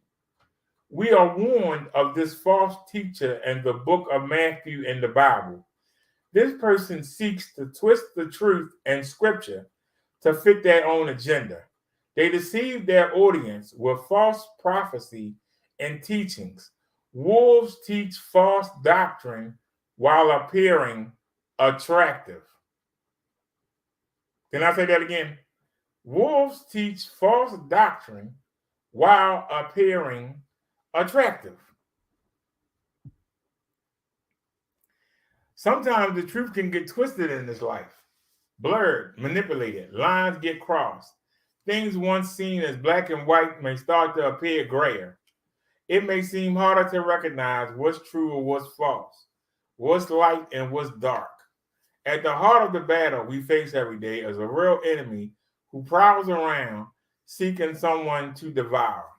1 Peter 5:8. He'll stop at nothing to gain new ground. He and his forces have quoted God's words since the beginning of time, twisting it, trying their best to manipulate the truth. Their main goal only to deceive and lead astray. They know who God is, and the Bible says they shudder in fear at his name. James 2:19. They know that God alone will be victorious, and no matter what traps are used today to try to distract us away from him, in the end, they will not win. Many times, the wolf disguised in sheep clothing knows God's word better than we thought, crafting and twisting it so much we might even find ourselves feeling confused over what the real truth is anymore. So how can we spot a wolf in sheep's clothing, and how can we see through their deception to protect ourselves? First, let's look at 3 signs that help you detect one of these individuals. I want to stop right here a second. And what I'm about to say is going to rub some people the wrong way, and it is what it is. Y'all know that I like to watch Hell's Kitchen. Y'all know that I like to watch Project Runway.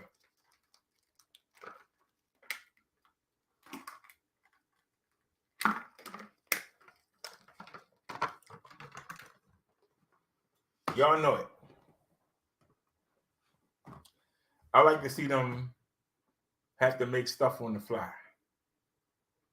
I can associate with that because, as you saw today, those of you that watched the video, stuff was falling off the daggone bike. I had to fix it on the fly. I got work to do. I got the mount that I was using on the helmet. Remember when I looked retarded? I got to put that on the bike because or I got to find the other strap.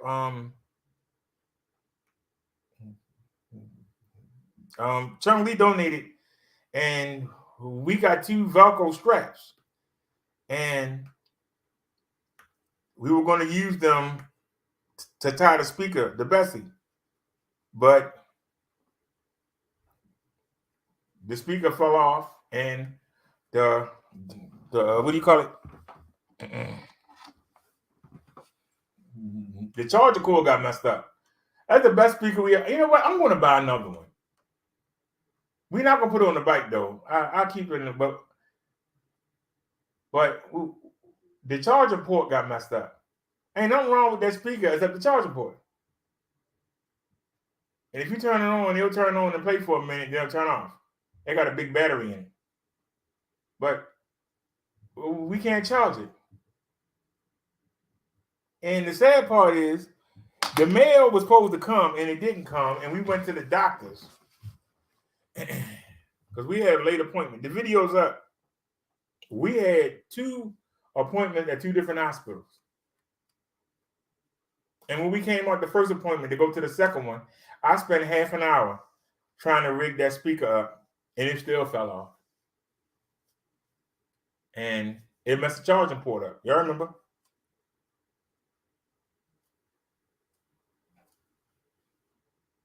And that's why I got the kind that mounted so that we didn't have to tie it down. But one of the straps, I use it to tie the speaker.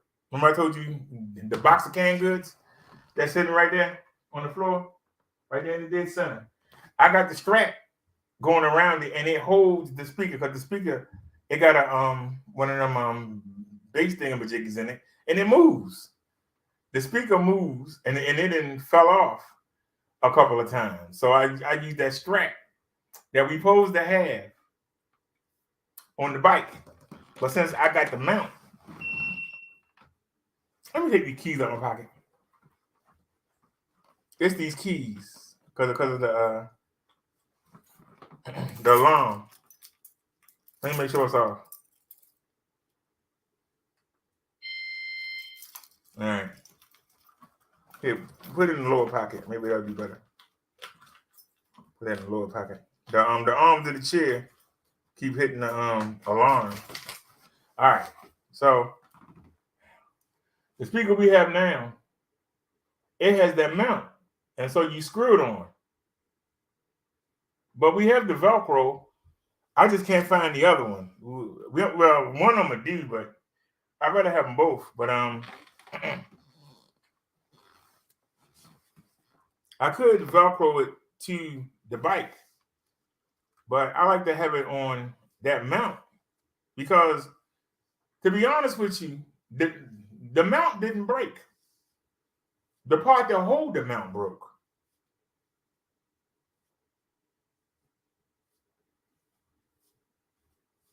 You know, you twisted onto the mount. The mount was still there. It was just hanging out because it actually snapped. I might need to get aluminum one or a steel one. I might see if I can find one. Now, Chung says if I had to tape the Velcro to the speaker,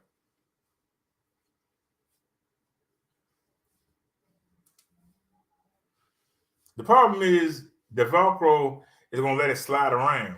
Even no matter how tight you do it, it's going to weaken over time, hitting all them bumps. It's going to weaken.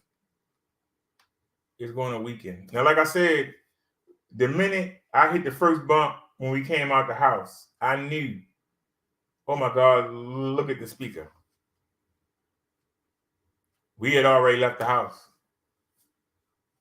And I knew, I said, man, I should, you know, since we had took the mount off, but I'm gonna buy. I'm just gonna buy one. I got a couple dollars. I still got some money on the cash app. I'm just gonna buy an aluminum mount because I like being able to mount it on the bike.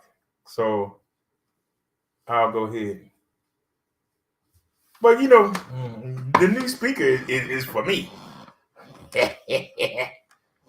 you know.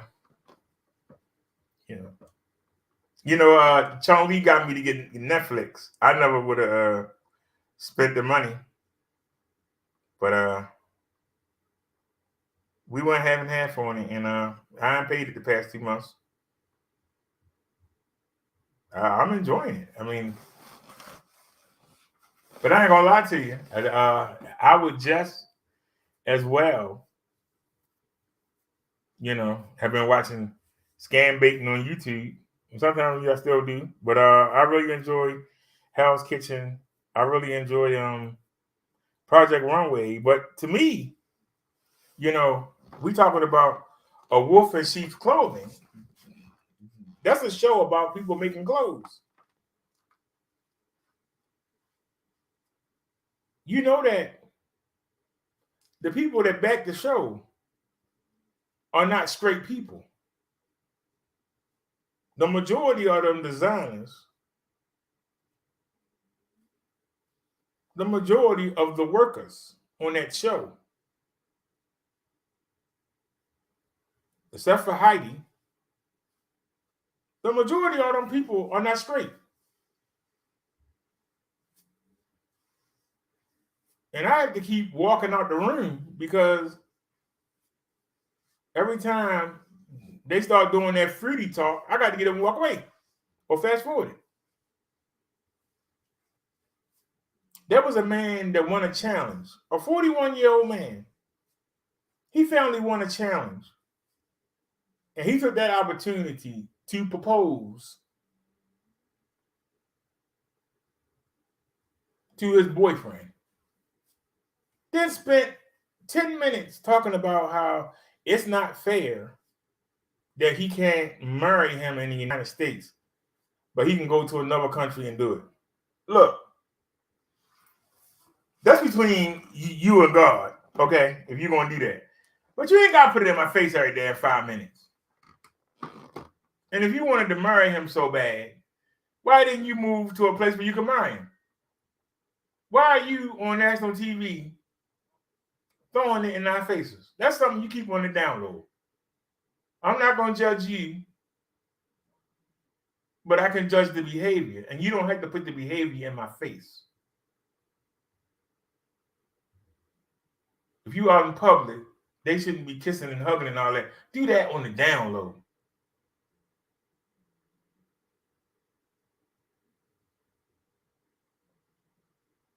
I don't understand it. If I had to go into a place and everybody know that that's where the Aryans hang out at, I'm not going to go in there and say, hey, what's up, crackers? Hey, look at you, a bunch of crackers. Look at you. What's going to happen to me?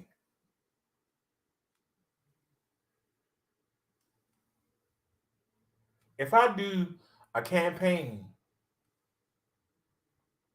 saying that all gangbangers should be shot and should be roasted somewhere, am I gonna go over there, hang out, and say, "Hey, how y'all doing?" But this is what they do and throw it in your face. I wouldn't expect to walk out that place alive, but they expect to keep throwing that in your face. They come to you acting all nice, but they really a wolf. They come to you acting all nice, and then slowly but surely, they start putting things in your head. You know, we should be allowed to go to church. We should be, well, why should you be allowed in the church? You do the total opposite of what God says not to do. So why are you in the church? If you cared about what God said, you wouldn't do that. If you got this urge to be with the same sex, then you should be alone. Spend that time in prayer. Spend that time helping other people then. You're trying to convince people to do what you think. Well, you know, because I feel that you should, or I think that you should accept this. When my God says no, it's not acceptable.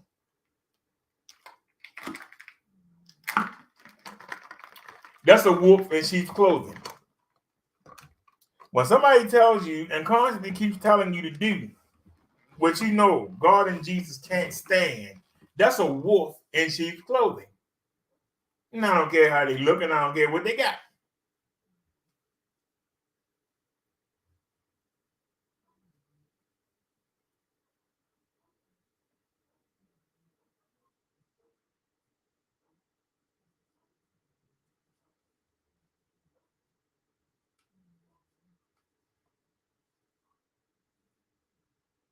It's really sad that I have to keep fast forwarding. These people keep coming on here, and they just, there's nothing but just a gang. That's what it is, a gang trying to get an agenda over that they know ain't gonna get over. It's not. It's not going to get over. It's not. They keep trying to make it get over. It ain't. It ain't gonna get over. Just let it go. Keep it on the down low.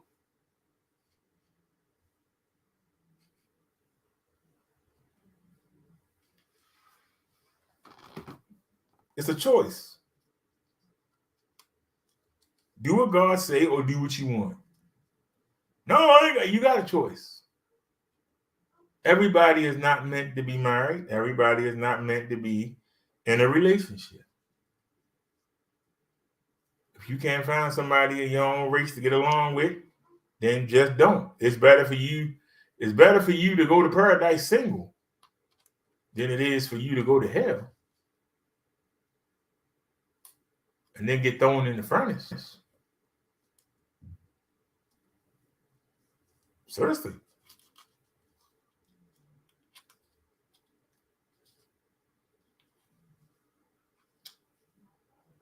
It's something in your mind that's telling you that this is what you want to do, and you're doing it. You can say no.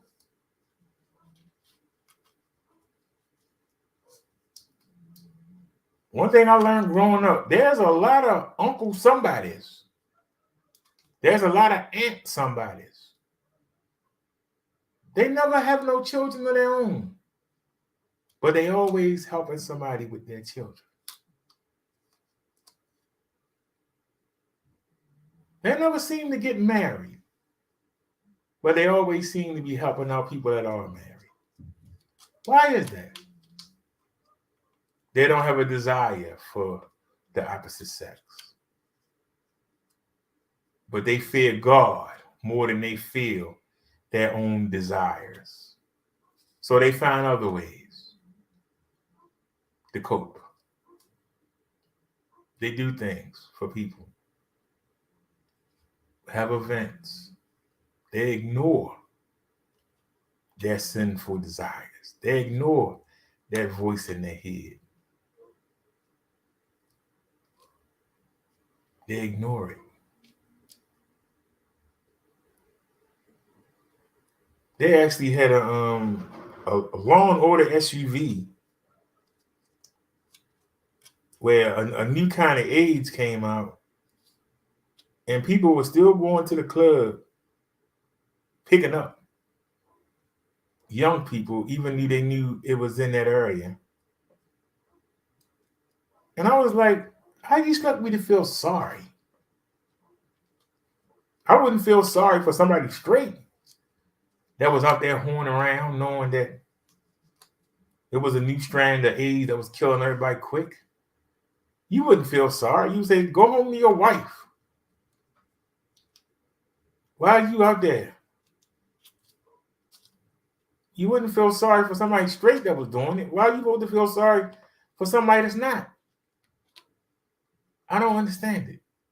And like I say, people don't want to understand because they can't deal with their own sinful desires. You know, a lot of people don't believe me when I say, hey, I haven't had sex since 2016. I've seen a lot of pretty women. I've talked to a lot of pretty women. I ain't seen a woman I wanted to marry. Then that should be the last thing I should be thinking about. Why do I want to tie myself to somebody who I know I'm not going to marry? Because, see, people will pat you in the back and say, yeah, man, I saw you with that blonde. Yeah, I saw you. You know what? What do you think going to happen when you got to stand in front of Jesus? Because them people patting you in the back ain't going to mean nothing.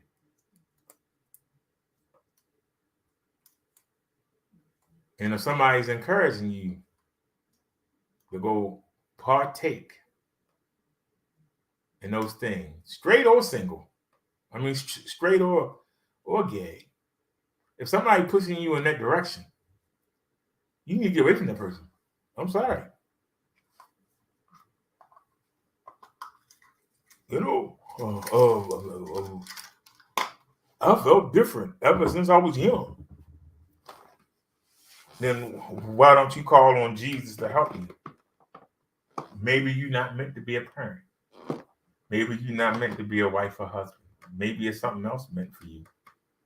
But instead of finding out, you rather just run and hang with this pack and worrying about somebody busting you in your head for no reason. That's easier. Living a life of shame, that's easier than coming to Jesus and saying, help me figure out what I'm supposed to be. And I'm going to leave that alone, but I threw it out there. I just threw it out there. Well, Charlie, I would be humiliated if I had to come and say, hey, I was irresponsible with my body and I got AIDS.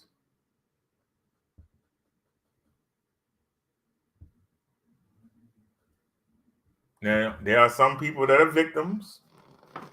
There are some people that might have been with somebody for years and they were cheating on them for years.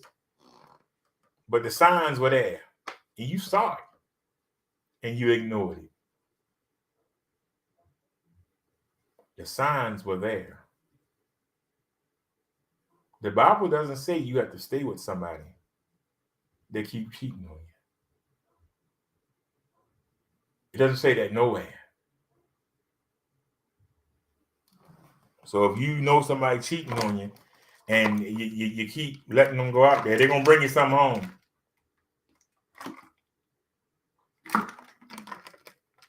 And because you're scared to be alone,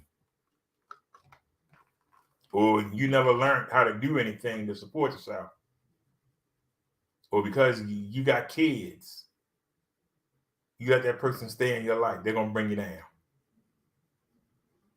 Then you're going to want somebody to feel sorry for you. Like I said, I might have pissed some people off, and if I did, I'm sorry. But the truth is the truth. You can get mad all you want. The truth is the truth. Hey, Tristan, you on the wrong channel. Wait a minute. And then I got both the phones sitting here. Let me see here. What channel are we on? Okay, this is the e-bike channel.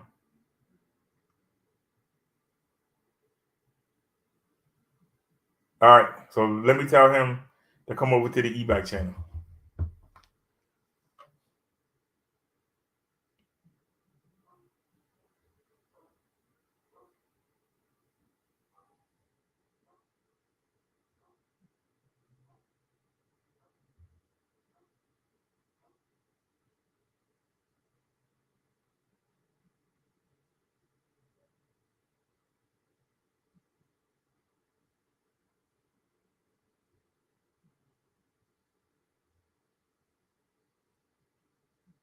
All right, and Christian just asked me what channel we on, and I told him we on the e-bike life with Brother Derek channel.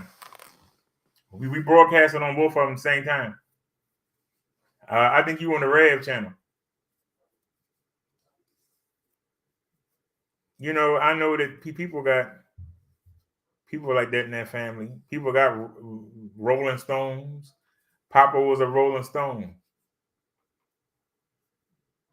Papa roll on, let him roll. You better off without him. Because when he roll back, he bringing something with him. Let him roll on. They're going to hit rock bottom. If they don't hit rock bottom, they're going to OD or they're going to die. They're going to OD. The liver going to self-destruct and explode. Or they're going to catch AIDS and die. Either way, they're gone. You worry about yourself, your relationship with Jesus and God, and do your darndest to make sure the kids do the same. So they don't end up like that. Instead of pining and waiting for somebody to come home, they ain't going to bring you nothing good. So why pine over them? Get yourself together. Make better choices. There ain't no shame in being single. But it's a shame for you to be a sheep and you covering up for a wolf. It's a shame for a woman that had to put makeup on her face because her man beat her up every night and she got to go to work the next day and got to make excuses. Well, you know, he just showing that he loved me. You know, I heard a woman say the stupidest thing out of her mouth that made me cuss her out. And I cursed her the heck out. I wish I could remember her name, but I would say it just to be smart. She said, you know, if my man didn't hit me, I wouldn't know he loved me. You don't love yourself. And you sure as heck don't love Jesus and God. Because there's no way you could say you walk with them and you let somebody put their hands on you every night and you make excuses for it. Somebody who will put up with everything ain't worth two pieces of crap. We talking about behavior. If you don't respect yourself, you can't respect nobody else. And how can you represent Jesus and God when you don't respect yourself? If you would let somebody do you like that and you stay there, you don't care about yourself, you don't care about your kid, you don't care about nothing. Stop making excuses. You in that kind of situation, get help. Ain't nothing wrong with being down, but don't stay down. That's a sign of the devil. The devil wants you in the same place. He wants you in the same place. You know why? Because when you're down, you ain't trying to have that relationship with Jesus and God. As long as he can keep you busy, ashamed, distracted, anything to keep you away. He don't mind taking something from somebody else and giving it to you. Just so you don't have that relationship. Anybody that tried to stop you from having a relationship with Jesus and God, you need to get them out your life. Anybody. And I mean anybody. I don't care if it's your mother. Tell your mother to take her old butt and get a daggone Bible and read it. Tell her. And say it strongly. Thanks for bringing me into the world, man. I can't ever repay you for that, but God darn it, I'm here now. And you're not going to ruin my chance to continue on. You brought me into this world, and I can't ever repay you for that. But now that I'm here, and I know the truth, you ain't right. And I'm not going to let you do me wrong. Did you really bring me in the world just so I can go in the furnace?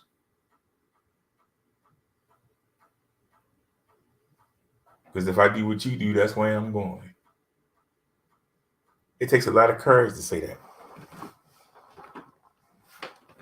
That's the reason.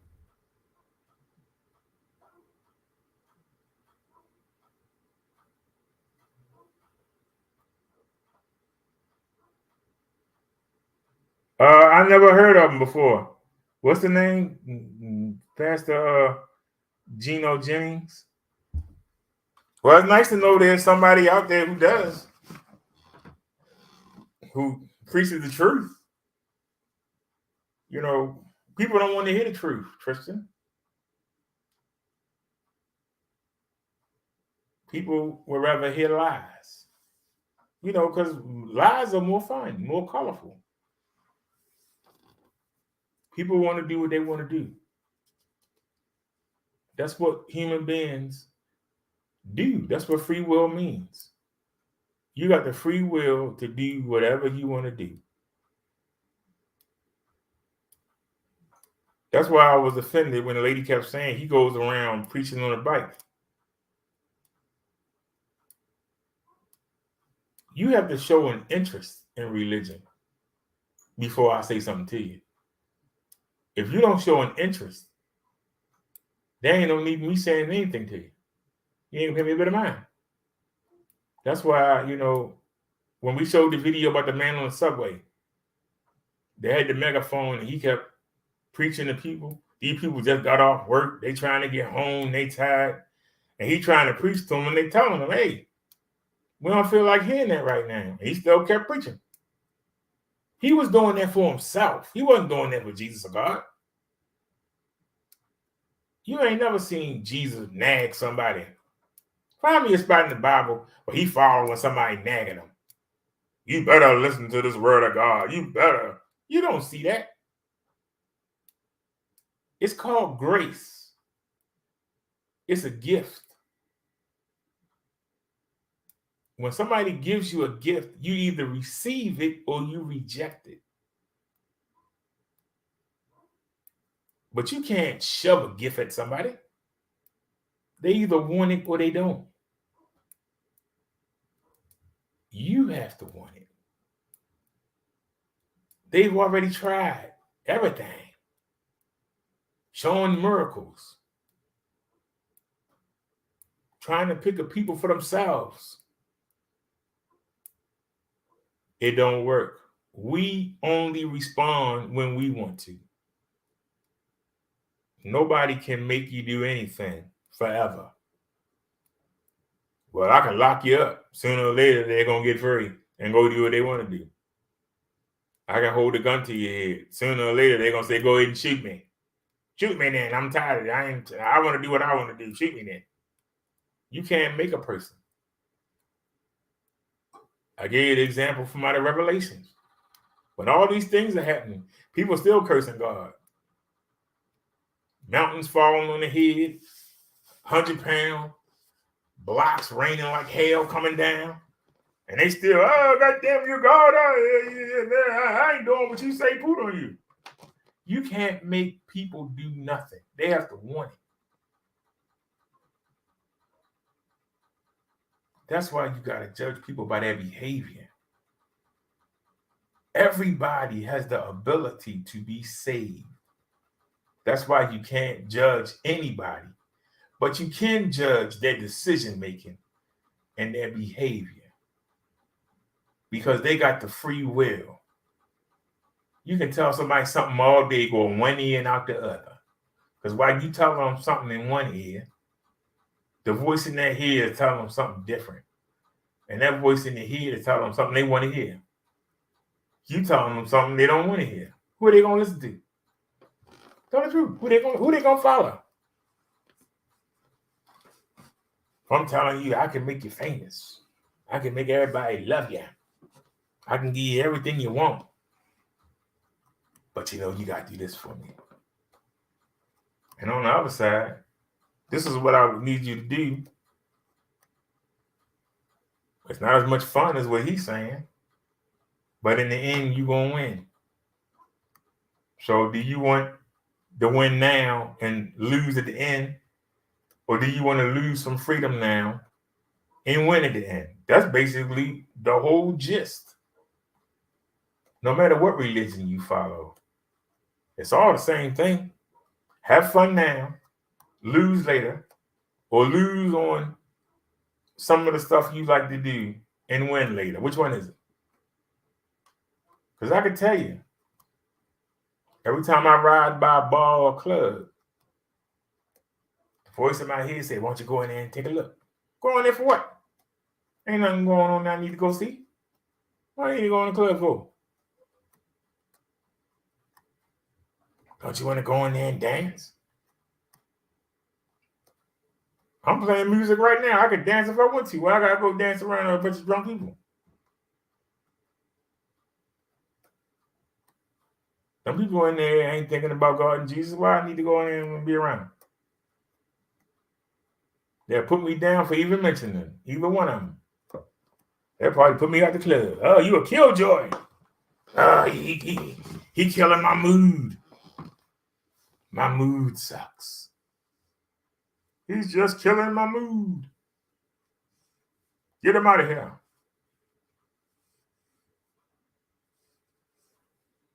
Do you know the wolf? Are you a wolf? Are you a wolf to somebody that's close to you? When somebody comes and say, hey, guess what? I got this idea. I think it might work. Furry. You know your ideas will never go nowhere. Why don't you come on with me? If that person afraid your idea gonna work, then you're gonna be bigger than them. So they want to squash it before it starts. But then a year later, the idea you had, they trying to do it. But they told you it was crap.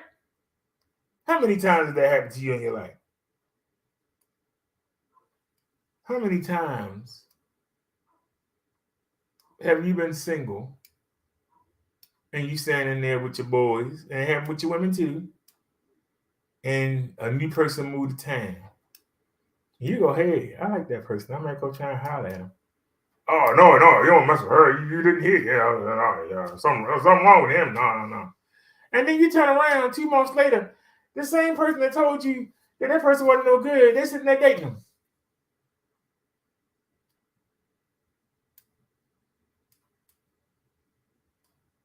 Well, they're a wolf.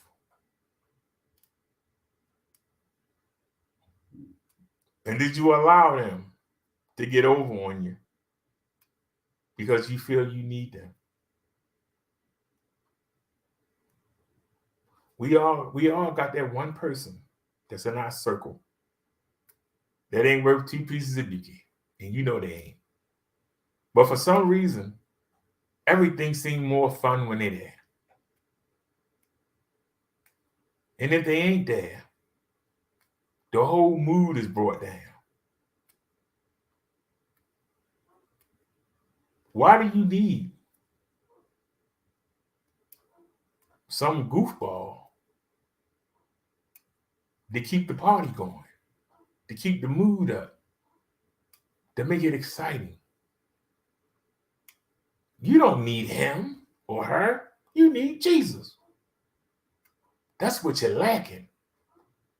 But you're letting this fool come in and mooch, drink and eat everything up, use and abuse, don't contribute nothing, don't never bring nothing, don't never suggest nothing.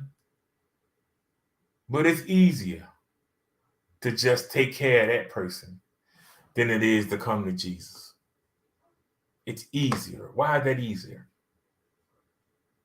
When you can answer that question, you got it. You on the road. Why is it easier? And we got one in every family. Uncle Pete, Aunt Jenny, they the life of the party. Every family get together. If they ain't there, boy, everybody sitting there. Because ain't nobody got nothing in common. But for some reason, this idiot bridges the gap. You know why he bridges the gap? It's a he or she, because it could be a he or she. They bridge the gap because they messed up. And everybody can relate to somebody that's messed up. And having somebody messed up around eases the tension of whatever you're going through. Because you can all agree that person's messed up. That's their value. Well, you keep talking about me and my sorry kid. Look at him, man. Look at him. He's sitting there dancing on the table with a damn shower cap on his head. What the heck? You talking about me? You can shift the blame. When somebody come by and ask you, hey, did you get a divorce yet? A divorce? Look at him. That person can't even get a mate. You talking about me? You need to help them get a mate. Then come talk to you about a divorce. You can always shift the blame on somebody else. That's why you let that person hang around. As bad as what I'm going through, look at him. That's why I told y'all at the doctor's today. That was I ain't gonna lie, I felt skinny. I felt like a spring chicken.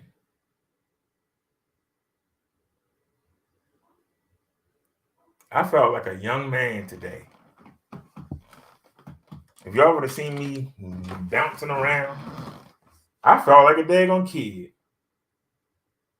Some of them people was messed up. And if I don't keep doing what I'm doing, I'm going to be right there with them. But I didn't look down on them. I didn't make fun of them. I made suggestions. They didn't want to hear it, but I told them anyway. Because that's what I do. I tell you what you don't want to hear, what you need to hear. It might piss you off, but you can't say you don't know. And listen to what I just said. You can't say you don't know. Because people like me tell you. And when you stand in front of Jesus at that altar and you're trying to do your tap shoe and you're trying to shuck a jive and all that, he's going to tell you, hey, I sent somebody to tell you you didn't want to hear it. Guess what? I don't want to hear what you got to say right now. Go ahead and get in that fresh.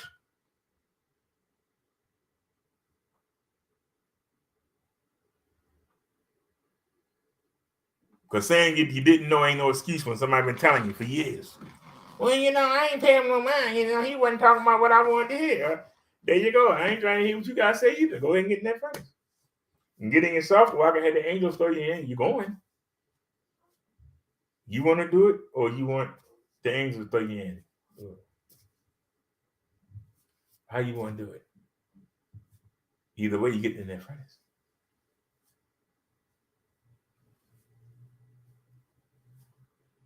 For those of you to say you don't believe that,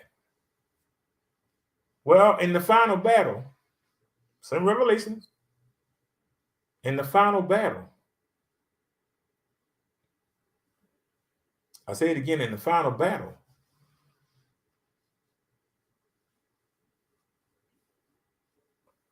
when Jesus come the first time, he fights. He come the second time, he ain't fighting. Fire is going to come down and consume everybody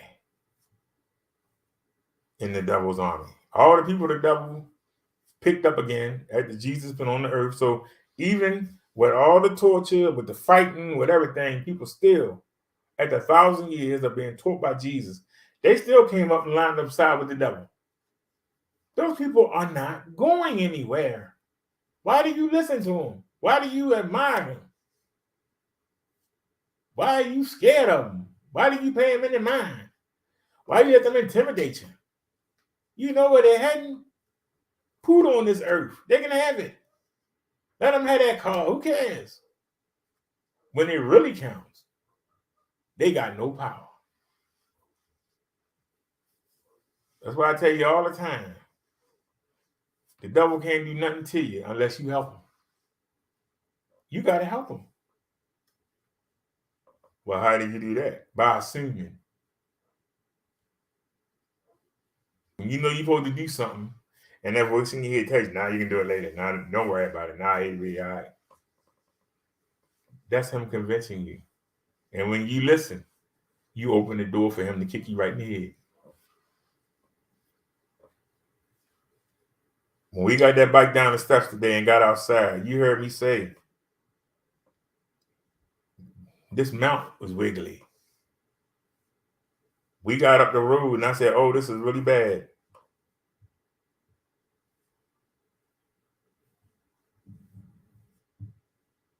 And the voice said, just make it home.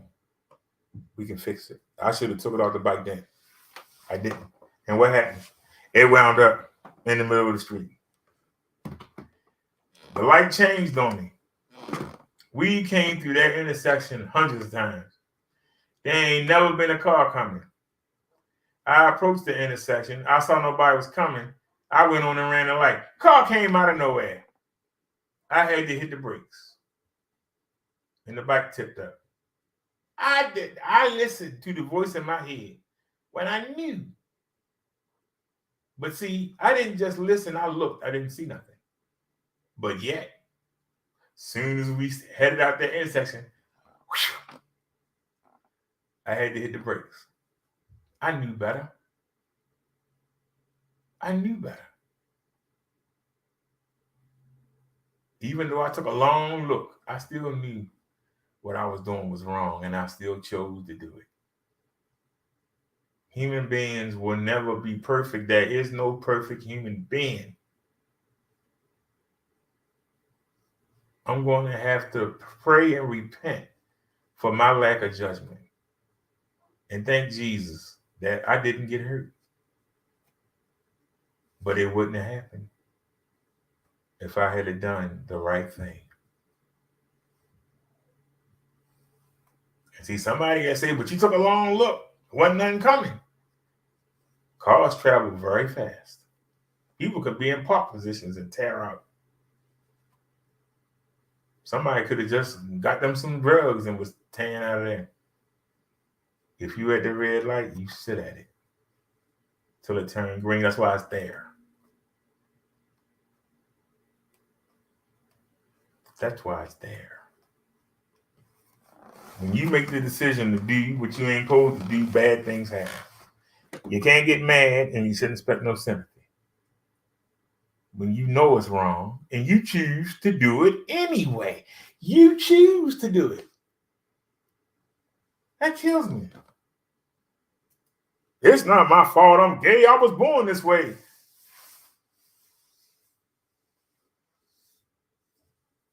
Doesn't matter how you're born. You know the truth. And yet you still choose to do it. You choose to do it. All you got to do is say, hey, I'm not attracted to the opposite sex. Leave it alone. You won't do it.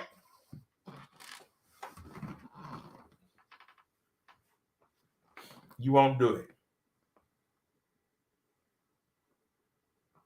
You know it's wrong, and yet you still do it. And then you expect somebody, they'll give you a hand. You're doing wrong, and you continuously do it. You expect somebody to clap for you, cheer for you. I can't judge you, but I can sure judge that behavior because it's selfish. It's self-serving.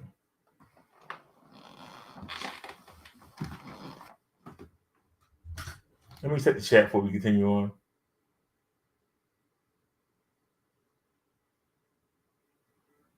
Tristan says, hold up, say that again. I just got into the room. He said, where's Nia? He said, please stop for red lights. LeBron sucks. I haven't watched a basketball game in years. And I'm sitting here. I got my Miami Heat on. I ain't going to front. I'm in all red. I ain't going to front. I haven't seen a Raven game in 2 years. I started watching regular TV. I got the digital antenna. It's up in the closet right there. I haven't even hooked it up. I haven't watched regular TV. I just don't have no desire to. I really don't care for commercials. I ain't gonna lie to you. I like to watch YouTube on Bravo, and I watch the wrestling talk shows, and I don't even we look at the news sometimes. I don't watch the news. I watch the news with y'all. I don't watch the news. It's too depressing. All right, let's get back to this article. Signs of a wolf in sheep's clothing. Number 1, they love power in themselves. This leader will try to gain and hold on to power for their own selfish reasons. Relationships are used and abused solely for the purpose of gaining more control. A wolf in sheep's clothing will use their position to create rules and standards that were never part of God's plan. They do not want to empower people with freedom and truth, but rather keep them under his power with boundaries. 2, they refuse correction and respond to criticism with anger. When you confront a wolf in sheep's clothing, the response will not be one of humility and repentance. This person will respond with anger, bitterness, and often turn the criticism back on you. Their main goal in life is self-preservation and will not let anyone get in the way of their authority. A wolf will appear meek in front of an audience, but will show aggression when confronted. That sounds like a lot of people on YouTube. 3, they use emotions to get what they want. A wolf knows the power of words and emotions to manipulate people. They use guilt, shame, and fear to keep others under their power. A wolf knows when to speak sweet words of compliments and when to use cutting words to fuel insecurity. Can I read that again? A wolf knows when to speak sweet words of compliments and when to use cutting words to fuel insecurity.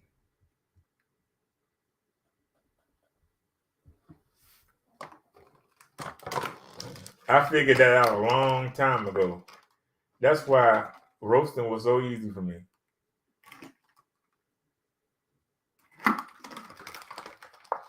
I knew the people were insecure.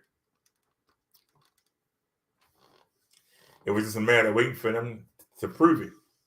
Say the right words so I could jump on them.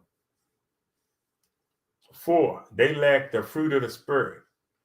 Galatians 5:22-23 tells us what the characteristics and traits are in the life of a person who is following the Holy Spirit. The wolf does not produce the fruit of the Spirit.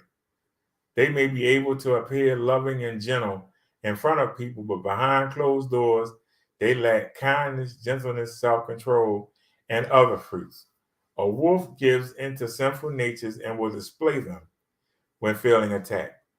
The best way to expose the false lies of the enemy is to know the truth of the one voice who matters most. Know the real, and you'll know what is false.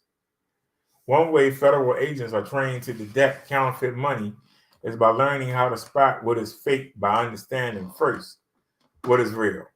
They study real money for hours and hours, every part of it.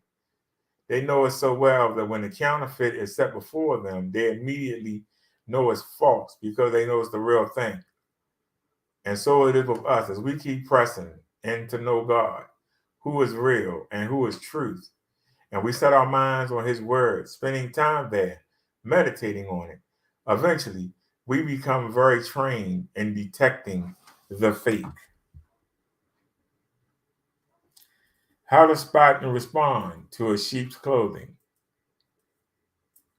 Reminders from God's words. Number 1, watch out. Beware of false prophets who come to you in sheep's clothing, but inwardly are ravenous wolves. Matthew 7:15. God reminds us in his word to watch out, beware, to stay awake. He knows and understands how difficult it can be to fight this spiritual battle. Some days we get weary or we get so busy and distracted, we're not even watching anymore for ways we might get tripped up.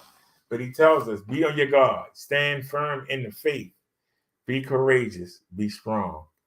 1 Corinthians 16:13. God desires the best for us and knows how important it is for us to live aware. He freely gives us his strength and protection to stand strong each day. He will never leave us defenseless on our own. 2, know the real and you'll know the fake too. You will recognize them by their fruits. Matthew 7:16. God's word is clear. It says they'll be known by their fruits, not by how much money they have, not by how many followers they have, not by how many books they have written or the great things they have done. They'll be known by what their fruit exists in their lives. Is there love, joy, peace, patience, kindness, goodness, gentleness, faithfulness, and self-control? Are they sharing the gospel of Christ and pointing others to the forgiveness and freedom that he alone can bring? What do they say about who Jesus is? What do they believe about the authority of God's word? We may have to look more closely than what's on the outside. The world often views success and popularity differently than the way God sees it. What's at the heart eventually? The truth of who they are will be brought into the light. He will bring to light what is hidden in darkness and will expose the motive of the heart. 1 Corinthians 4:5. We can trust his word to be true and rely on him for guiding us. 3, know God's word and you'll know when it's being twisted and manipulated.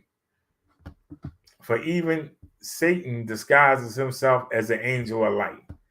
So it's no surprise if his servants also disguise themselves as servants of righteousness. Their end will correspond to their deeds. 2 Corinthians 11:14 and 15. Sometimes deception may be hidden well, manipulated, and cunning. For the Bible makes clear that even Satan disguises himself as light. If we don't know his truth, we will never know when we're being deceived. Study it, meditate on his words, guard them in your heart. I have hidden your word in my heart that I may not sin against you. Psalms 119:11. Press in close to God. Spend time in his presence. Pray. Talk to him. Listen to his voice through his word.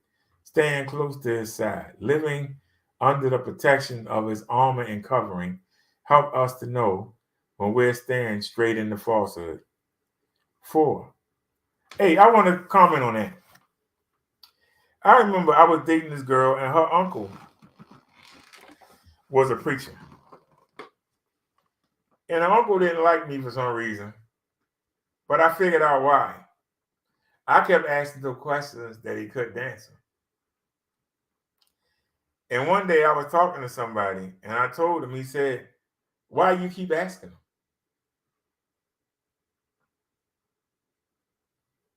He can't answer these simple questions. You know he fake. So why do you keep asking him? I said, you know something, you're right. I never asked him another question. And one day at the service, he goes, you don't have no questions for me anymore?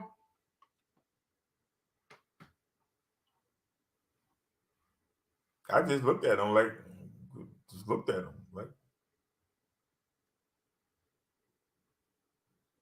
was I asking a question? He never got no answer. What is the question for? He never got an answer.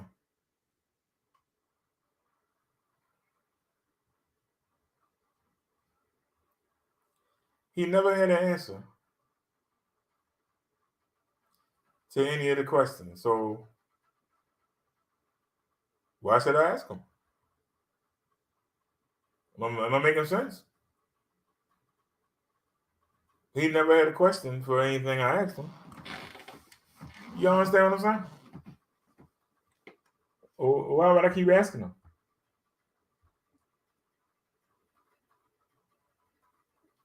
I'm just being honest. The phone say it's only 5 people here. And yet I keep going. You know why? I think you need to hear this.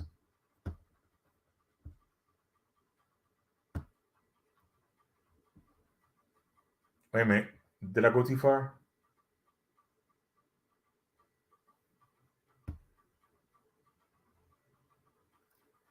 Press him close to God. Spend time in his presence. Pray, talk to him. Listen to his voice through his word. Stand close to his side. Living under the protection of his armor and covering helps us to know when we're staring straight into falsehood. 4, trust the discernment. Come on, mouse. Trust the discernment and wisdom of God's Spirit living through your life. False prophets will appear and perform great signs and wonders to deceive, if possible, even the elect. See, I've told you ahead of time. Matthew 24, 23, 25. God gives us His Spirit to guide us in discernment and wisdom. When the Spirit of truth comes, He will guide you into all truth. John 16, 13. He wants more than anyone for us to be guided by the truth.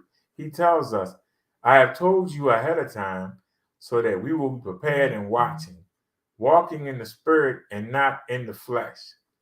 We don't have to wander through life blindly, unsure of what's true and what's not. When we're daily asking for His leadership and direction, submitting to His authority over our lives, we can trust the leadership of His Spirit.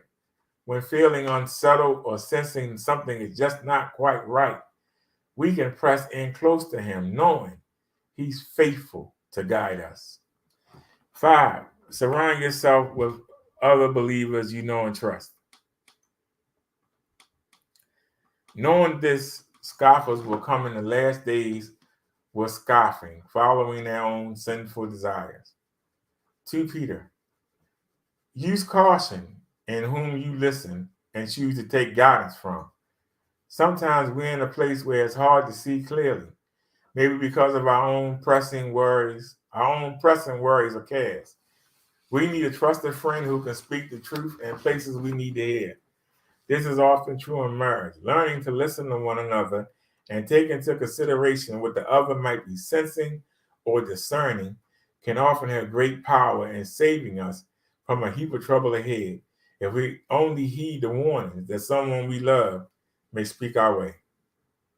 When there is no guidance, a people falls, but in an abundance of counselors, there is safety. Proverbs 11:14. Recognize that sometimes believers may simply disagree. It doesn't necessarily mean that one is a false teacher, but only that both might be doing their best to follow God's word at what He's leading. They might just not agree on everything. We see this in Scripture and we see this all around us today. Let's not waste time fighting against ourselves, but recognize who the real enemy is. We can choose to give each other grace and kindness. We can hold on to what matters most and pursue unity in the body of Christ, standing strong together on Christ, the solid rock. And you will know the truth, and the truth will set you free. John 8:32. All righty. That was a nice article. That was a nice article. I gotta admit.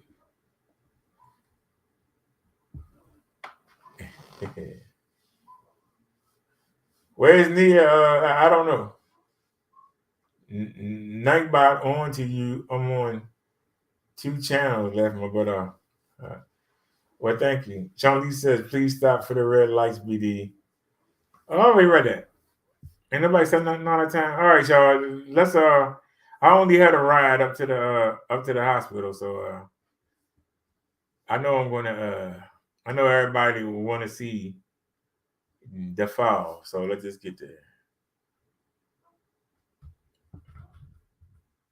Whenever I see one of those, that means it didn't work. All right.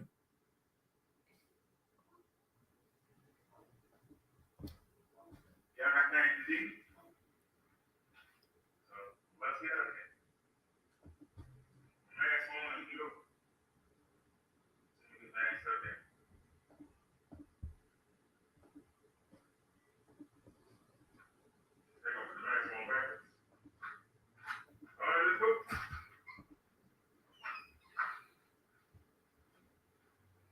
We ready to roll.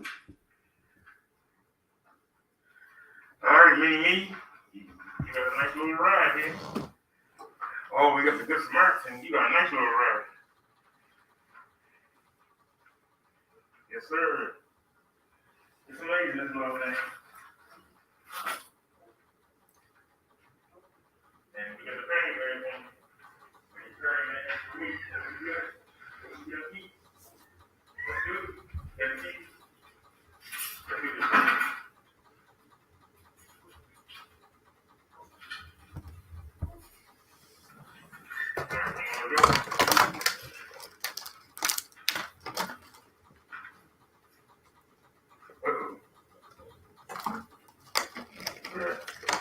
Sometimes you turn yourself back around. You know you're wrong for that, man. Hey, Ava J. I'm heading to the doctor's. We gotta go see the diabetic doctor, and then we walk right down the hallway or around the corner, and we go to the heart failure clinic. So I got double duty today. Today we got double duty. So, the first appointment is at 1, so I'm actually going to be on time for once in my life. I'm afraid to say something because, something always happens. You know they shall relate to my own funeral. They're going to say the body was just here, where you go?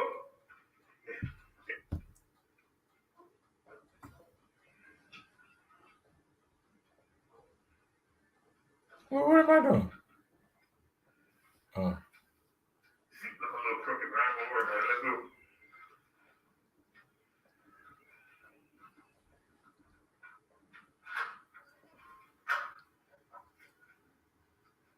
I can't be here. It ain't nothing else. FedEx is bringing 80, so she can ride around the between 7 and 11, and I paid the extra money, and they ain't here. I paid the extra money. Now, if y'all look, So it will come early. y'all see the watch the speaker move.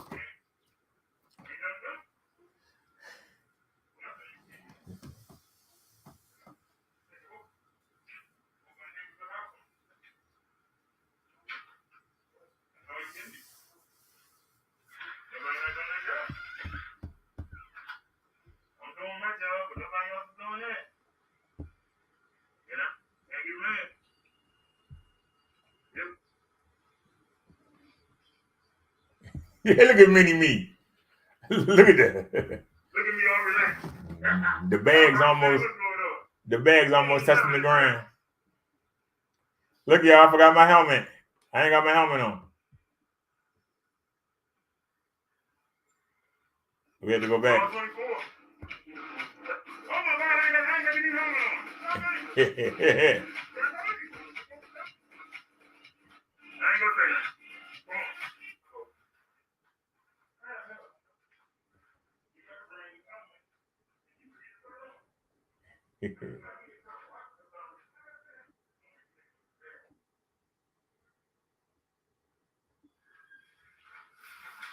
That's my neighbor.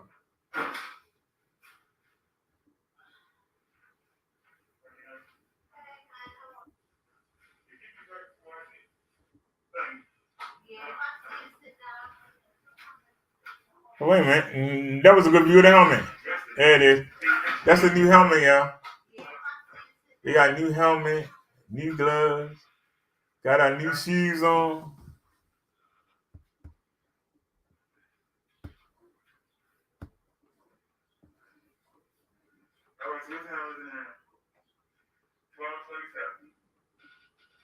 And I'm standing right in between the two lenses.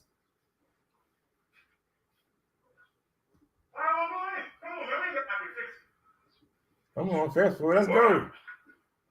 That's what we're going to do. Just walk out.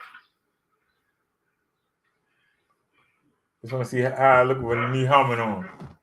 So do I still look retarded? Yeah, y'all like my new helmet? All right. Let's go.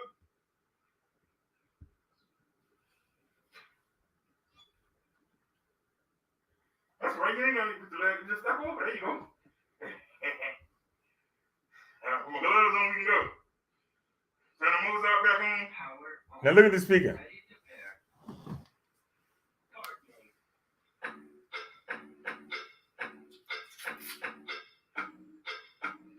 I don't know what kind of angle y'all got.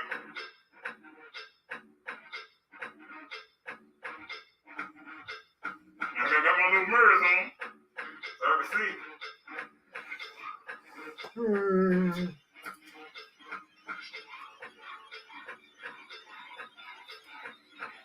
I got my bird gloves on. It ain't cold, but it's supposed to be 60 degrees. It don't feel like 50 degrees to me. I'm just saying. All right, let's go. That's right. Come on. Let's go.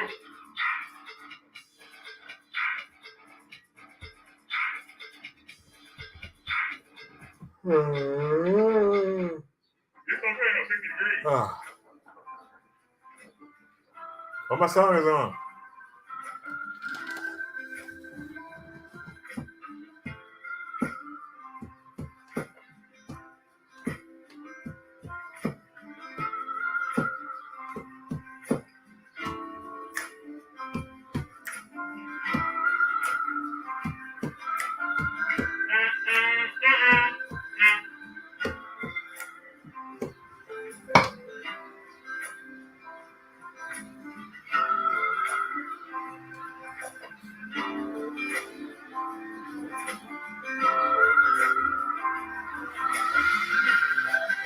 Ladies and somebody come. How you doing, sir? Are you doing 2643 Kennedy Avenue? Okay. Have a good one, buddy.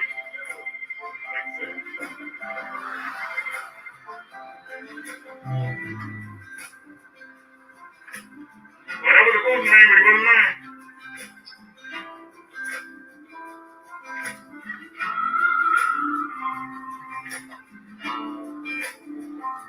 Do y'all see anything? Oh my God.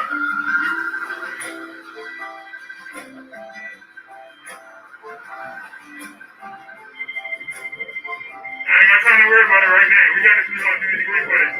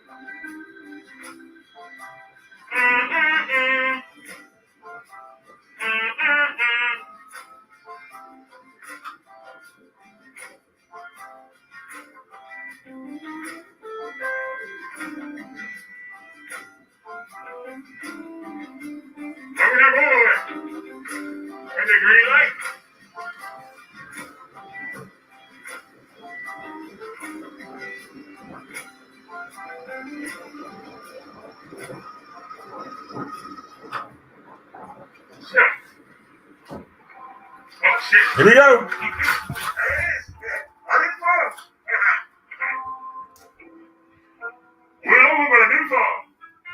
Let's go on that back.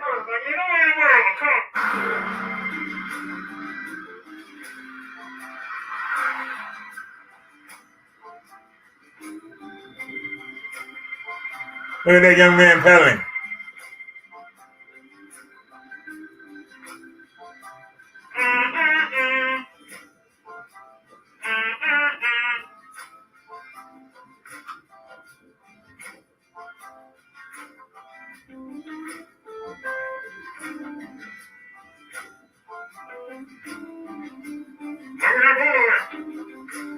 the green light.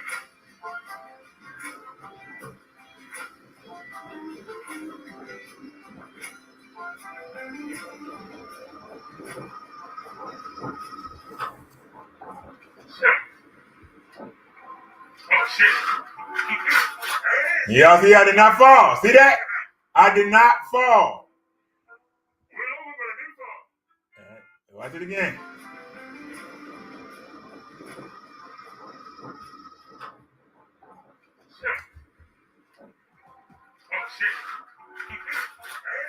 See that? I did not fall. I did not fall.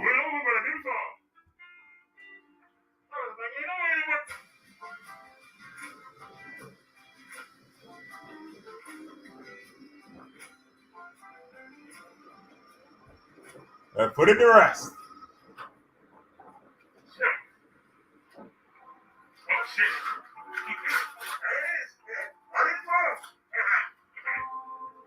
So y'all seen it 3 times.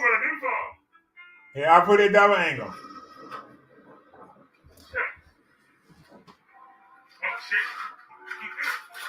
See that? I did not fall.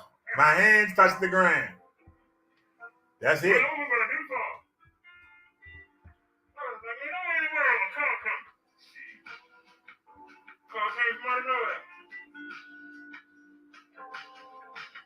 We gotta fix that. Told y'all something was gonna happen. You know that early.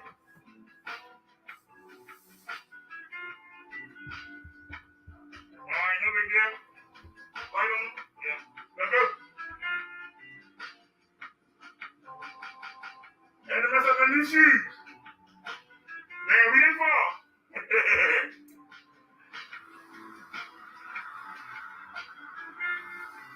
Now everybody know what I'm talking about. Look at the phone dangling. It was a nice try. Fix the phone. Everybody in them motherfucker. I mean, everybody. Fix the phone.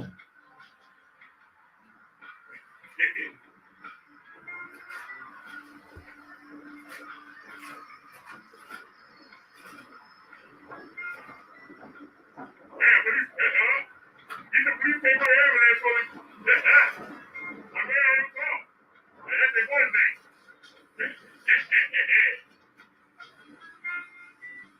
I stayed in control the whole way.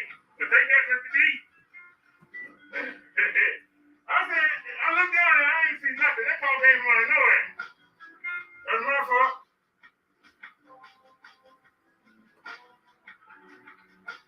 Keep telling you. Good people can't cheat. You pay a penalty. Bad people don't pay it to the end. But they ain't had that fine already. They don't care.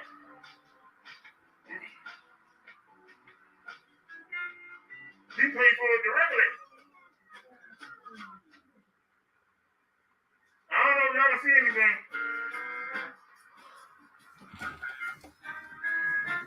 But it's on my shoulder. That's a dang old shame now. Trying to mess my new shoes up. New gloves, new helmet. Somebody mad. Somebody mad. No, it might be fall. I was ready this time.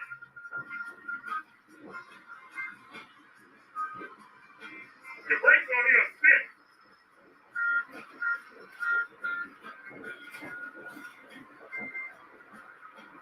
And like I told you, when you hit the brakes too hard, the brake will throw you over. Yeah, because they ain't broke in yet. If we was on that thing, I would have fell. If we was on that thing, I would have fell. That's when you need a brake job. And I pulled the brake. So, I'm all right. I never hit the ground. But I know it.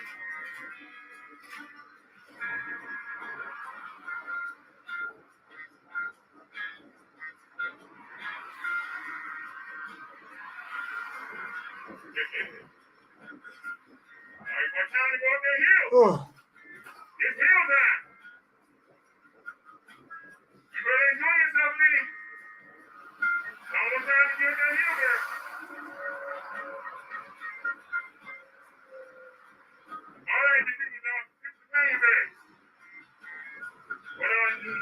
time.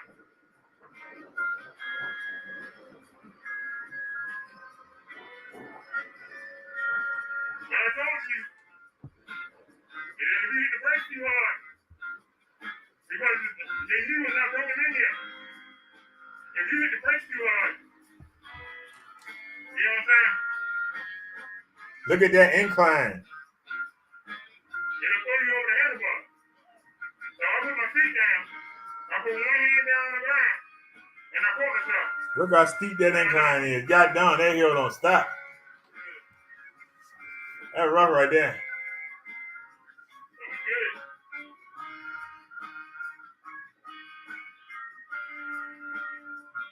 Oh, We got all this new stuff on. It just had it wanted to really quick hit the ground where we did. So I don't know what's coming next. That blame backfire. It's got me pumped up down. Man, that was dragging.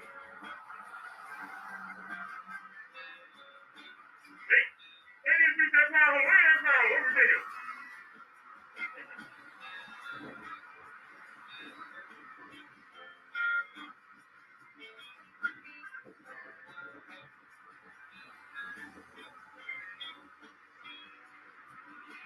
oh.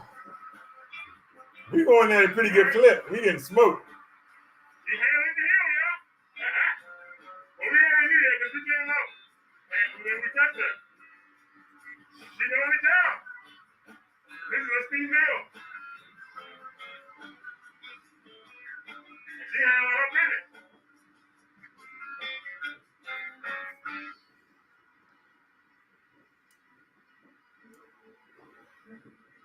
Are we going to make that light? I don't know. You want can? Not really. Oh. All right, here we go. Steep part of the hill. And this is all steep. My feet, cause it's all steep. They got a, I had bought a new 360-degree camera. And the guy said the wrong time. Come on, girl. Get this hill. No, that light change. We made it though. All right, we almost over the hill. Oh. All right, now you can relax. You got it, man. Going downhill. I ain't got the acceleration. Just let it go. Let it fly. How you doing? How you doing? Just let it fly downhill. Whee! All right, now accelerate. You get ready for the hill. We don't get this point. We don't need ground, right? Y'all know we gonna hit it. They've been working on this road for almost a year now. They ain't done nothing. Road just raggedy. Y'all see the road work sign?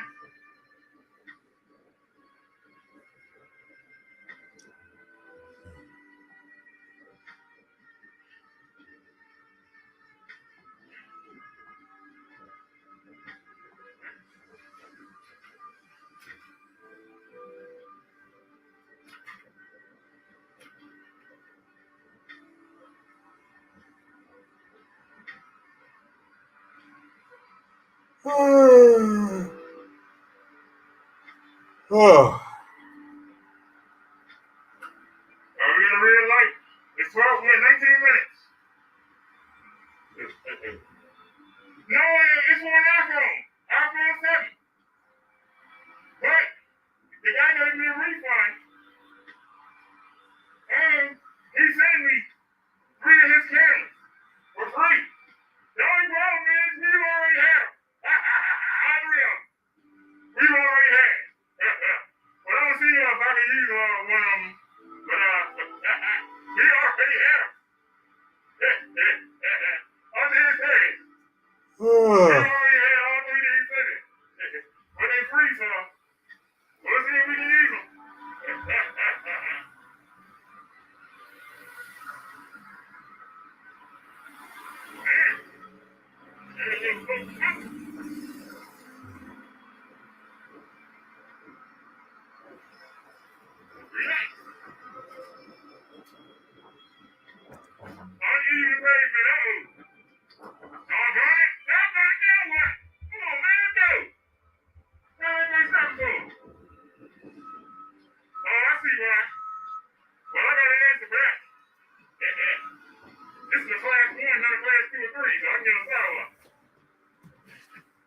That man gonna walk right on out in front of me. How you doing, sir? I know you didn't.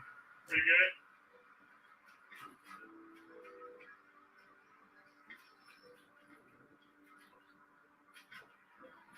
They were working on that daggone destruction. Every time we come here, we have a problem. Every time.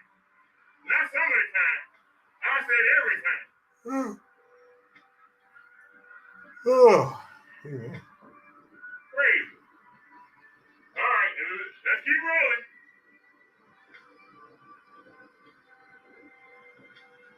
Let's roll on. She said, we rolling, rolling, rolling.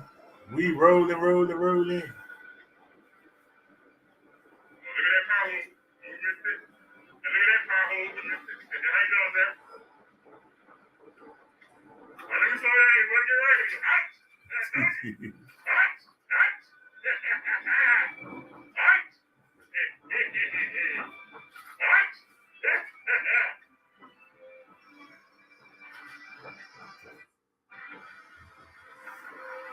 Somebody want to fly? What are you doing?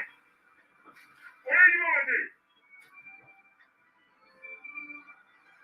You're flying by me, but what are you doing? Where are you going? Look at how the speaker moving. Hey, but MTA bus? I wonder where the bus was right now. They usually get it back at the light. They're going to start right in front of me. And start on the middle. Damn. Let's move. As soon as I snap, you're going to pull up. With a bus.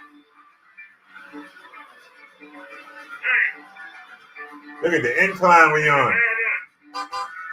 That's not even fair. We getting beat up on the incline. We got 15 minutes.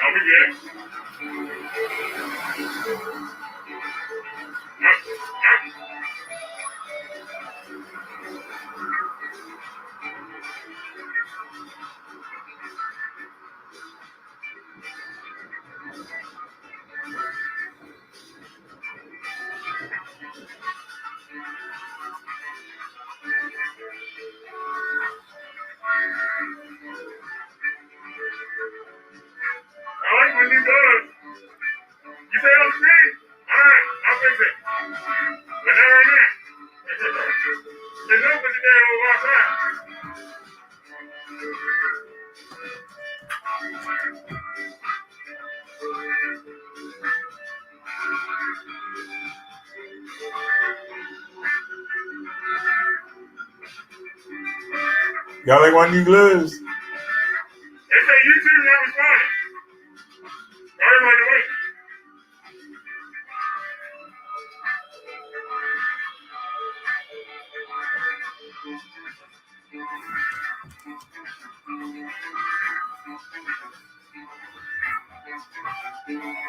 You still got 13 minutes.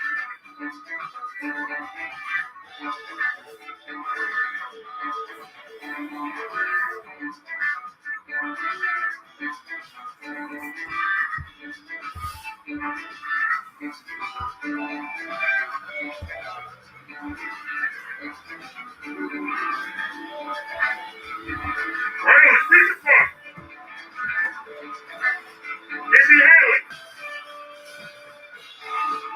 How you doing?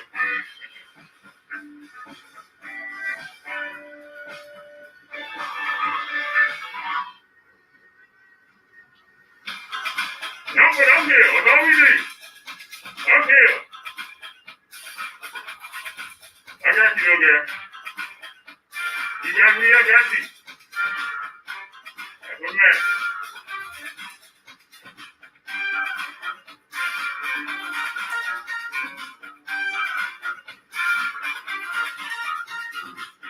Alright. You already fall off. I'm going to fix this.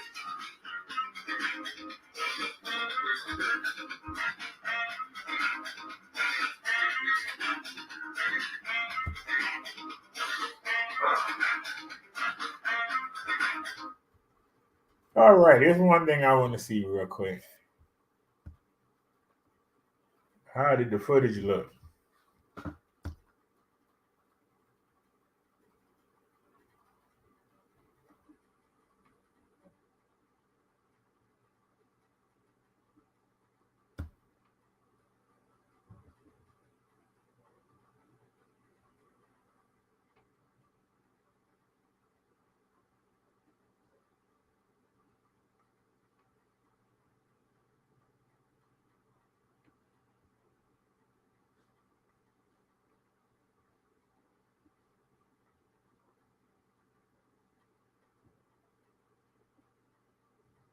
Everyone, welcome to the show. Welcome to the show. We are done. We had a problem with the S8, so we're using the Pixel. So hopefully, I don't see how it look. with the Pixel. The S8 was acting a fool, so hopefully we do better with the Pixel. I don't know. Let's find out. I don't know if I find out on.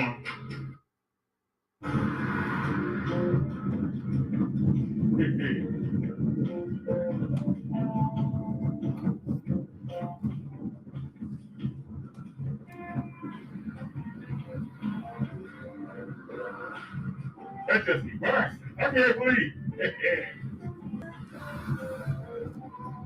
I'm not impressed. You went the wrong way. That's embarrassing. I'm not impressed with the Google Pixel. But I'm gonna give it a chance. Hold on. Oh, y'all can't see. Yeah, I've heard a lot more, Chung Lee. That's embarrassing. You went the wrong way.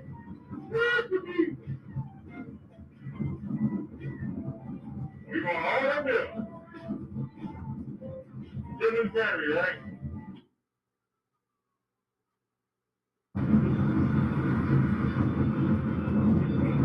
Well, that's why nobody watches. It looks terrible. I was in the house saying, this looks terrible. 15 red 4 milligrams. Yeah, that's what you. Actually. This looks terrible.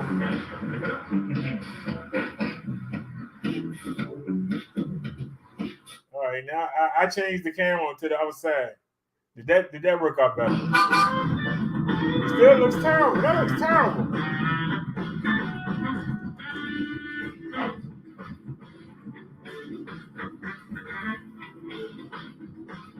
That looks terrible.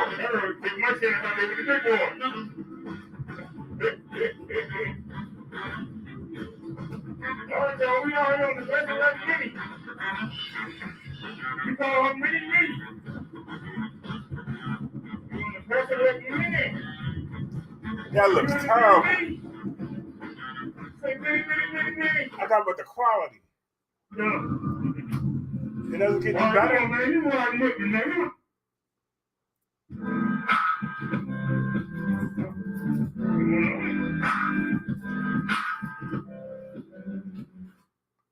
So how are we looking at pharmacy?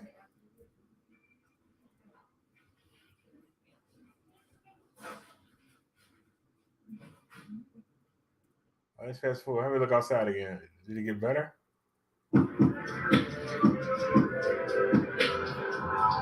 That looks terrible. All right, I'm done. That looks a hot mess. I just wanted to see how the Pixel 3 did. It did terrible. That looks terrible. Channel Lee says good night. Yeah, I'm going to push the e-bikes and then I'm getting out of here too. I'm getting ready order me something and go watch the wrestling. Yeah, that Pixel 2 is terrible. I mean, it is terrible. They said they had a great camera. That was just terrible. And I didn't even get mad about it.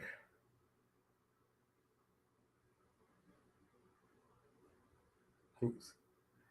You know that's not what I wanted, but I ain't gonna cry about it. Come on, let's go. All right. This is the Passelect PS6. We call her Bessie. She is a workhorse. I got this bike. I got the black version, and I spent my money on it. And it's worth every dime I paid. This bike is so dependable. It never complains. It takes you where you got to go. It carried me when I was near 300, and it carries me now at 255. Carries me a little faster now because I'm lighter. This bike is, I think, the best 500-watt foldable e-bike on the market. Until somebody shows me one better. I can tell you from experience, this bike got 20-inch, 4-inch wide tires. They got a 7-speed Shimano display. Gear system. Mechanical disc brakes, 10.4 amp hour battery. Comes with a headlight and tail light. Comes with a black and white display. Comes with fenders and racks. This e-bike. I think this is the best 500-watt foldable you can get on the market. That's just my opinion. It's what I believe. Darn good bike. I can get you this bike at a good discount.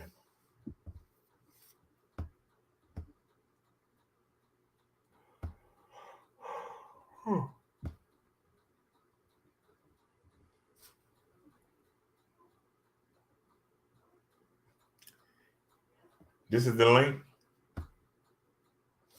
Here's my coupon code.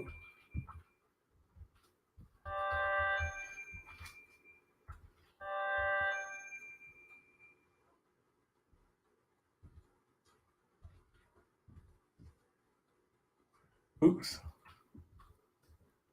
Copy it.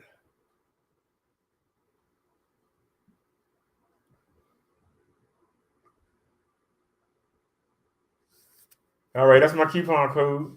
Let me go ahead and drop this. For those of you saying, why do you do it? Ain't nobody going to buy one anyway. Well, somebody did buy one. And I'd like to give a shout out to the person that bought a PX5. Thank you. I see the price went up. It's $9.99. It's only 3 of them left. Y'all better get one of these e-bikes. There's only 3 of them left. In the country, you better get one. Put my coupon code in there. I get you that bike for $8.99. What?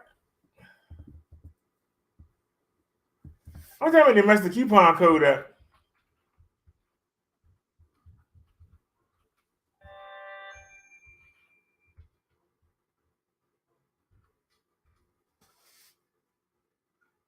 They messed the coupon code up. This ain't the first time they done that. Let me push the mini. And then I'm getting out of here. I can't believe they messed the coupon code up. Y'all be ashamed of themselves. This is the bike you just saw me riding. This is the Passelect Mini. They call it the mini bike. I call it Mini Me. They have it in all black right now. They got 40 units. Oops, my bad.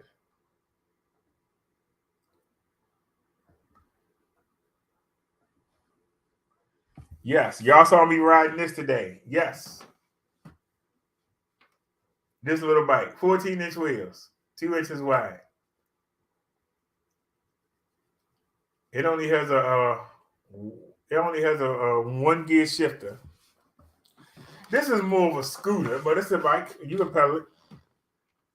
I pedal with it for exercise. It doesn't need any help. You just use the throttle, but you want to exercise, you're gonna pedal. It comes with fenders, it comes with racks. That seat comes off. I got my pannier bags on there. And yes, even though the pannier almost is taller than the tire, they fit on there pretty well. It has adjustable stem, adjustable handlebars, adjustable seat. It's got a 13 amp hour battery. Mechanical disc brakes. Comes with a front light and a tail light. And the tail light, when you hit the brakes, illuminate.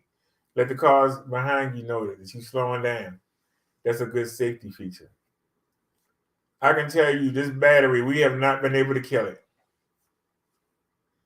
Even with all the hills in Baltimore, we go up and down. We cannot kill this battery.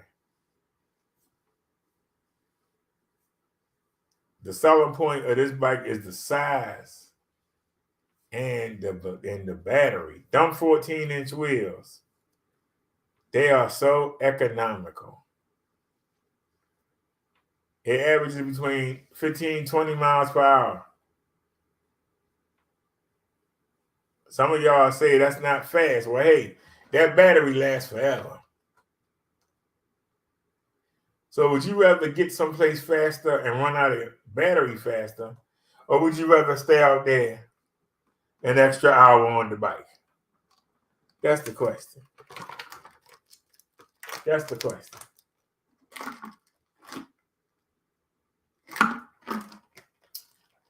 When they first made the bikes this size, they made 36 volt, 6 or 8 amp hour batteries. This is a 48 volt, 13 amp hour battery. And let me tell you, the battery on this bike, it lasts. I can tell you, y'all know I used to have the Swagtron EV1, which is it looks similar to this bike. Once I got up the first hill, one of the lights was gone. It gave you 5 lights to let you know the energy. Once I got up the first block, we lost a light. They give you 3 lights on here: a green, a yellow, and a red. I've never seen the red. I've never seen the yellow blink. The whole ride today, if I go out there right now, I got to turn the bike on, I guarantee you, all 3 lights illuminate. And those of you that watch, you know I did a lot of riding today. That's how I know I'm ready to order me something to go to sleep. I ain't going to try in front. I'm ready to order something to go to sleep.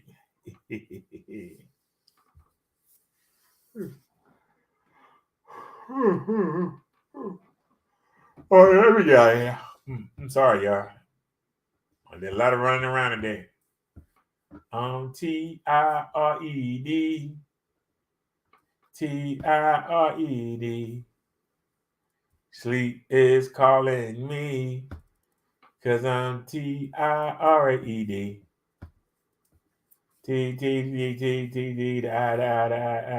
Don't cry. I'm just tired. That is the link to get you a Pasolec Mini. And here's my coupon code. Hopefully they didn't mess that up.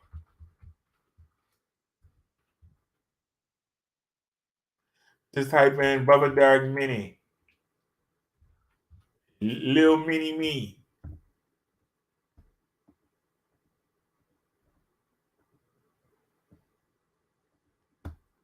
Here's the coupon code.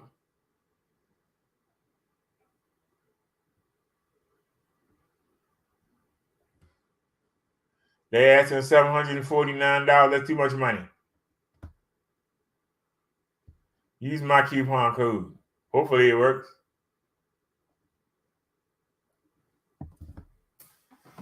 Get that bike $599. I can save you $250. Use my coupon code. Get this bike for $5.99. Save you $150. You saw me riding on it. You can't deny it. You saw me riding on it. You saw me in the street with the cars. You saw me with the big boys. We wasn't riding in the suburbs.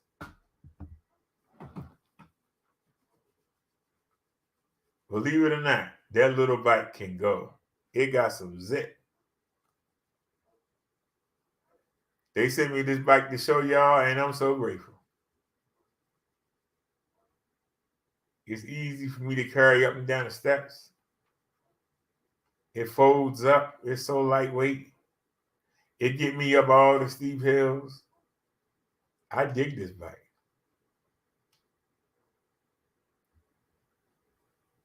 Bigger don't mean better. Now, I showed you the PX5. The PX5 got 20-inch, 4-inch wide tires. The PX5 is a smoother ride. It goes faster. But would you rather have 6 more miles per hour, or would you rather be able to ride for an extra hour and a half? That's your decision. This bike is economical. This bike was made for Asian people, Philippines. They have a lot of traffic congestion over there. Not enough streets. Too many people. They want them on bikes. And let me tell you, this was designed. They got laws over there, no more than 15 miles per hour. They got laws over there. Their laws ain't like our laws. Our laws is, you have to be doing something stupid for somebody to mess with you. Over there, they bother you in a minute. I was watching a video from the guy in the UK. He said they got officers that go around and give people tickets and they impound their bikes. You have to do something stupid here in America for somebody to do that. You get your bike impounded, you did something stupid. But anyway, like I said, y'all, I think the bike is a compromise. I know we Americans, we like power. Here's another color they have. I know Americans like power, but let me tell you, this little thing packs some kick. It packs some kick. Once you get used to being on the smaller wheels, which if you ain't never had an e-bike before, then I'm not talking to you. You don't know what I'm talking about. But if you've been on bigger wheels, it's a little adjustment curve. But once you do, like on the video, you heard me say, ow, ow, ow. I was getting used to the difference. When you got 20-inch wheels versus 16-inch wheels, that's a big difference. You used to 4-inch wide instead of 2-inch wide, that's a big difference. So, I had to learn to absorb the bumps. But they got a suspension seat post, that helps. Would have been nice if they would have gave it a front fork, but I understand. They're keeping the cost down. $5.99. Yeah, you can't beat that. $5.99. So, all right, y'all, I need to go on Amazon. I need to go shopping, but I can lay down in the bed with the phone and fall asleep. Oh, what the hell? I'm already here. What the heck? Let me see if I can find a mount for this speaker. I can't find the other Velcro. It's right somewhere. But I know I got one of the straps. I really didn't want to tie it to the bike because I ain't want to be pedaling and hit it. That's why I really wanted to. I like the mounts. Hold on. Let me type in steel. What am I looking for? Steel.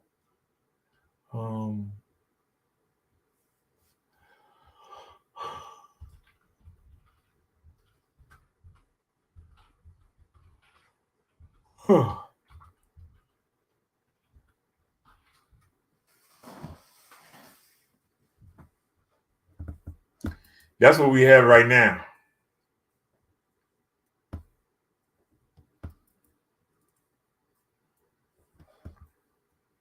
Well, there's the Velcro.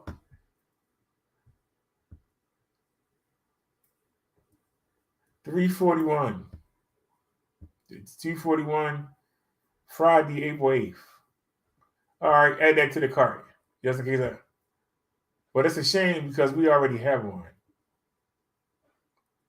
But let me see.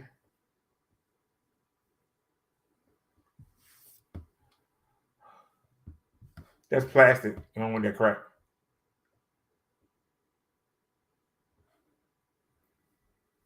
We got a version of this, but see how the head move? We don't want that. We don't want that because that's what the camera, the Samsung's on that right now. And I don't know if you noticed it, but you noticed that the it keeps shifting. I have to keep straightening it out. So in actuality, we really need two, to be honest. Wait a minute, did this look pretty firm? Let me see. How does that work?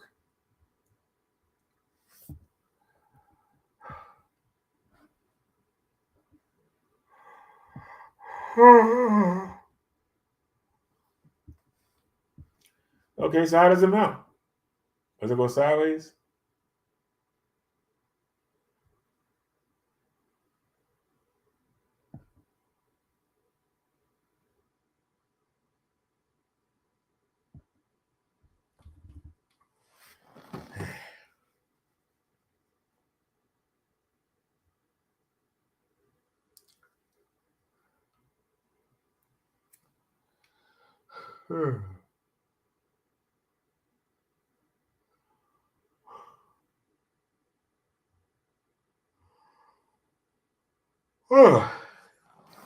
Excuse me.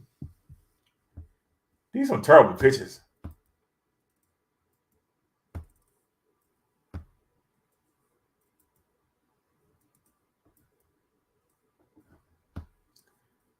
Okay, that's $7.99. So what's $14.99? What this one do? It looked the same.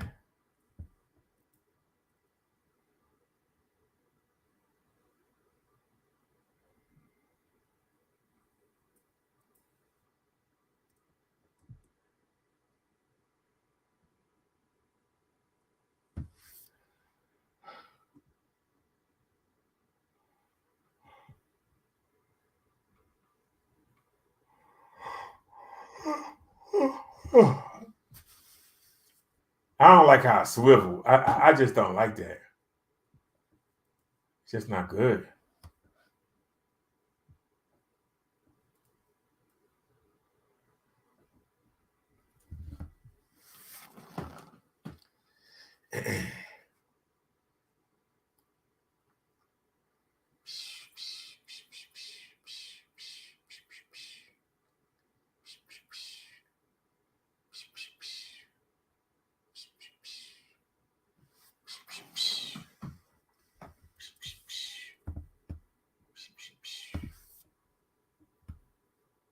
No, we got that already. We don't want that.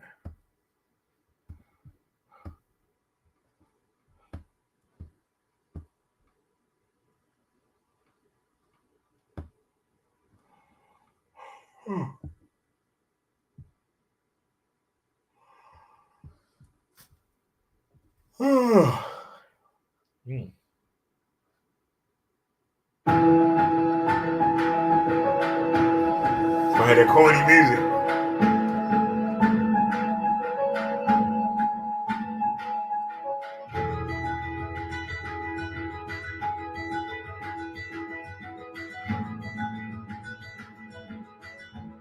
I don't like how that swivels.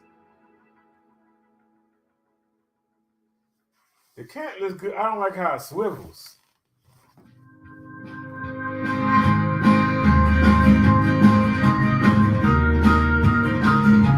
Oh, they got a dial plan. What?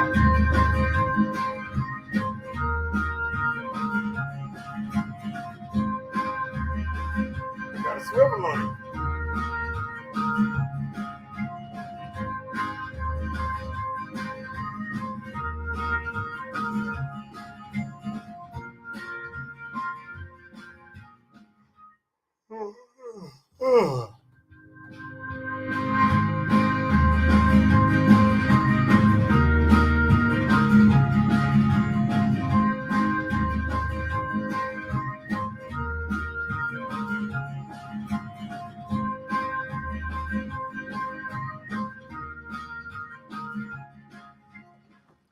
That's what we need right there.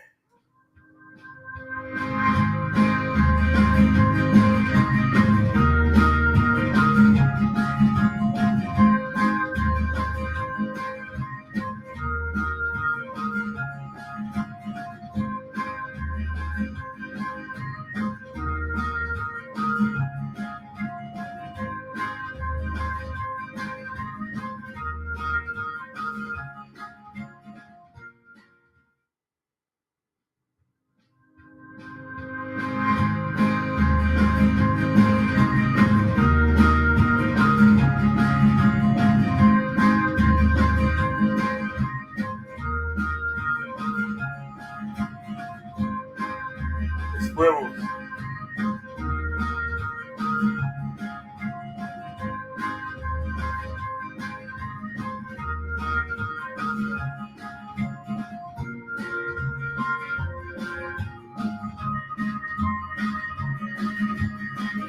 Yeah, all that swiveling ain't. I don't like that swiveling.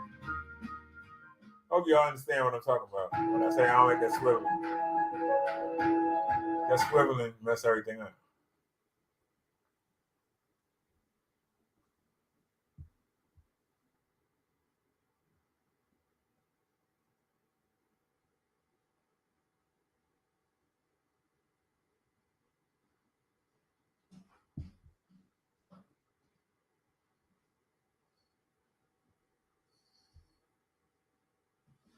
They show all these views, but they don't show where you put it at. I'm dead serious. They don't show you where they put it at.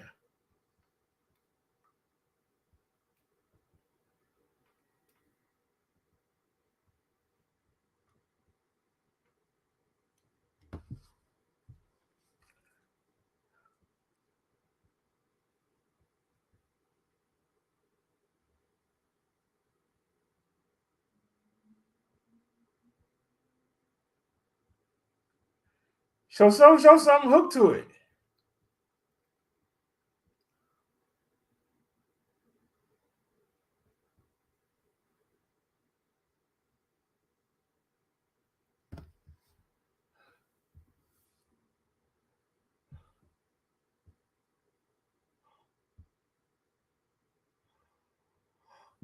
Oh.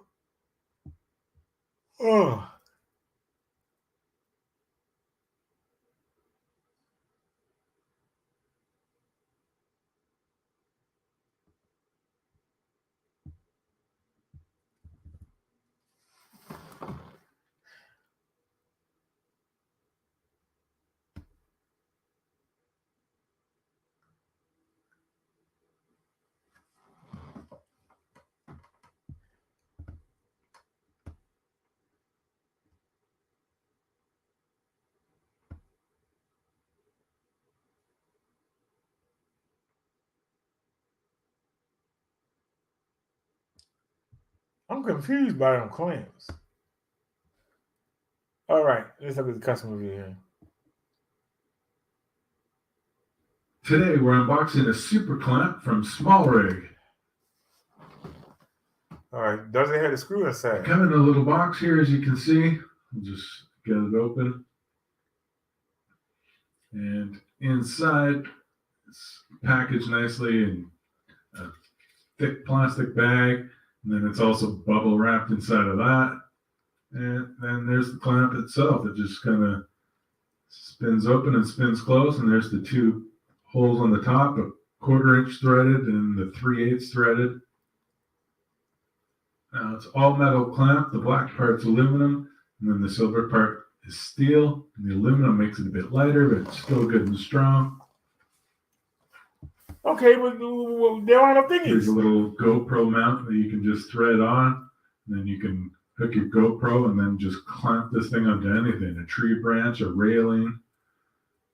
You can just about clamp it onto anything. And the same goes for other mounts. You can get microphone mounts or light mounts. Just about clamp anything with this. Just love these things. So if you want to check pricing, I'll have links down below so you can go to Amazon and check the pricing. So if you're interested in buying these, I'd highly recommend it. I just love these things. This is just the first Oh, time look. okay. You can I see what understand you're now. gonna I get. understand now. Hold on. I understand now. If Okay. you found this helpful, click the helpful link down below. I Thanks for watching. understand now. I didn't understand before. Now I understand. I understand now. Okay. What was the price for it? What was the price? Anybody remember what the price was? What was the price?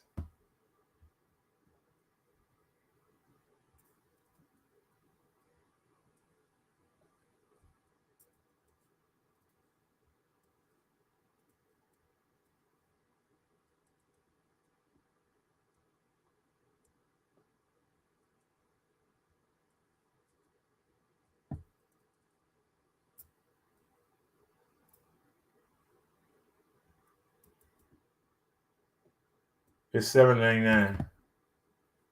Hey, the cart. Yeah. Even though the Velcro cheaper, it's not really a lot of room on the bike for it. That's the problem.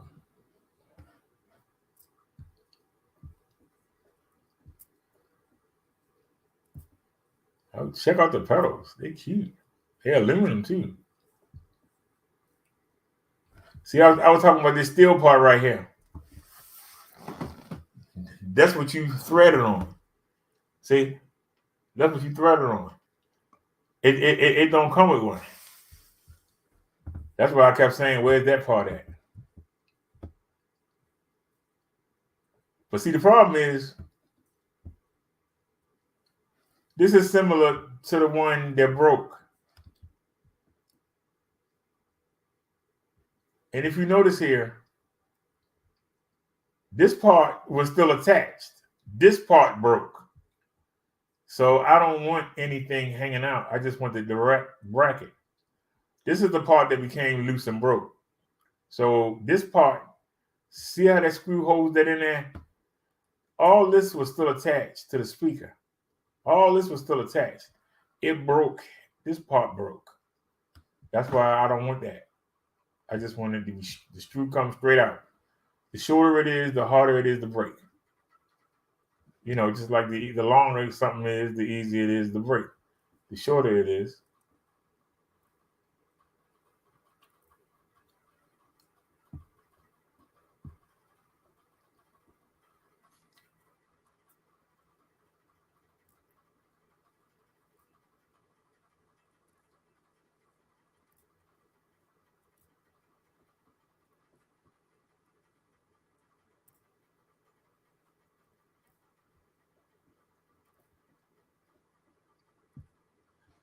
They charged me $30 for that kickstand at the bike store.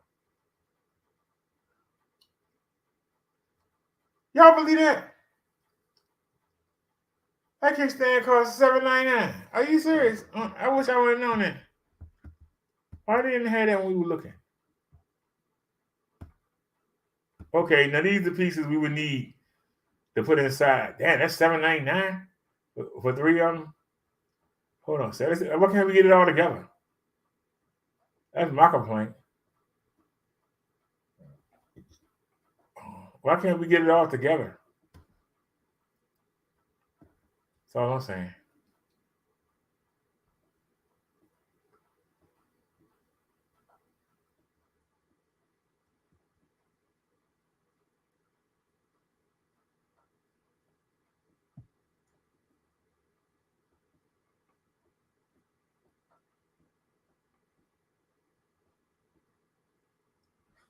See, once again, that's the part that broke right there. We don't want that.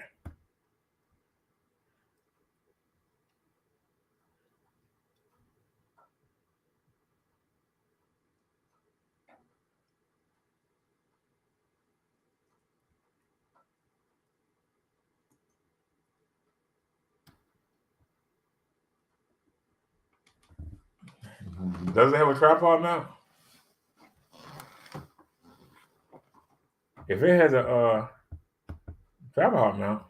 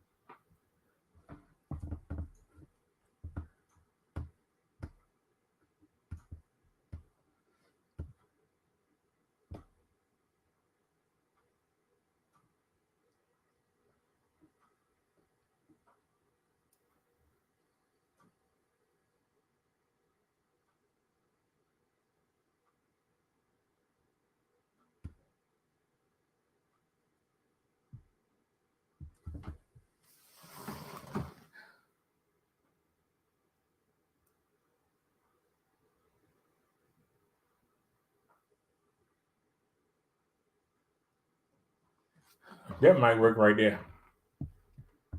Let me plastic though. Is that plastic?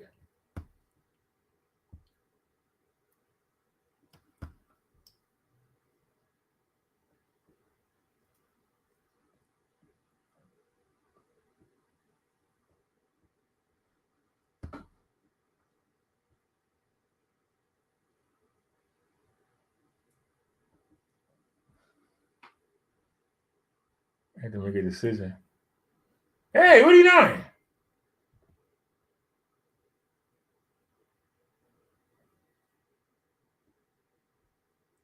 Man, it was $20, man.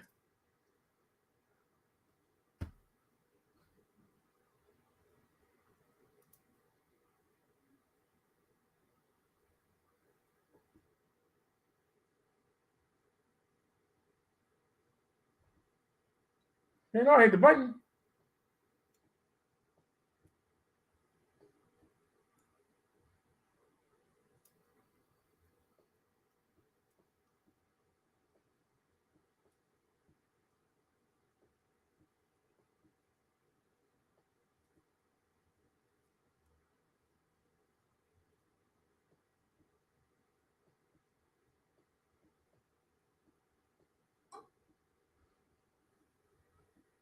Yeah, it was all whack.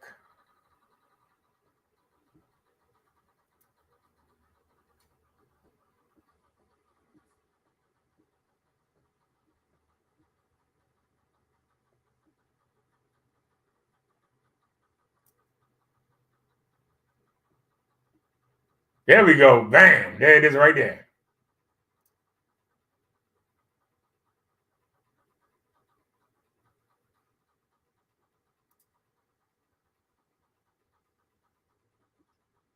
Come on, have a use one. Have a use one. Come on.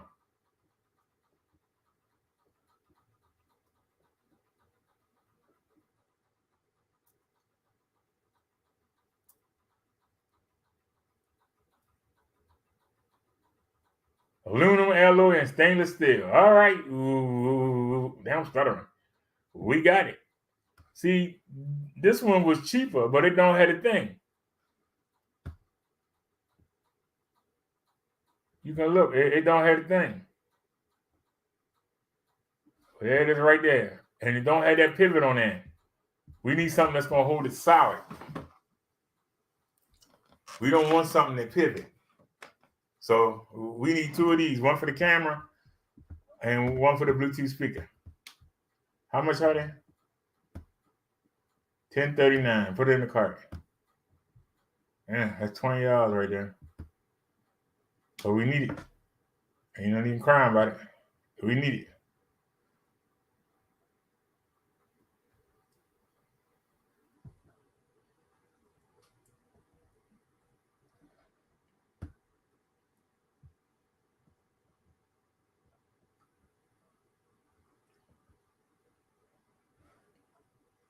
There's a similar item. They got it used. And these dependable. Ain't nobody return them. They so they're gonna dependable. That's the problem. They're dependable. Ain't nobody return them.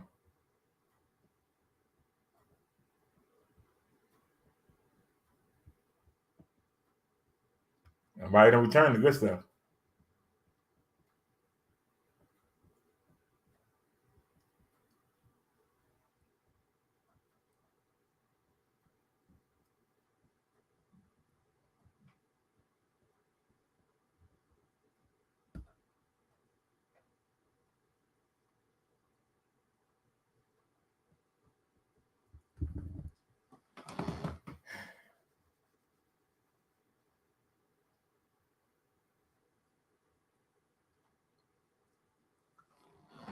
Too bad they ain't got no used ones.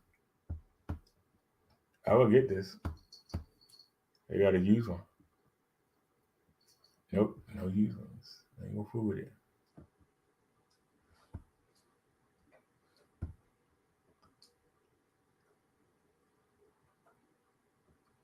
Hey, what are you doing?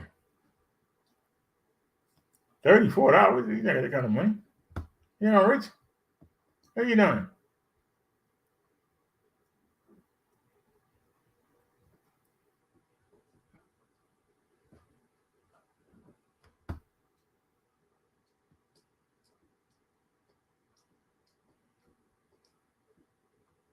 What are you doing?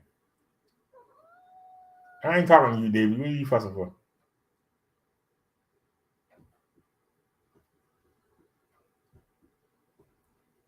And let me know you're doing something wrong. That could work too.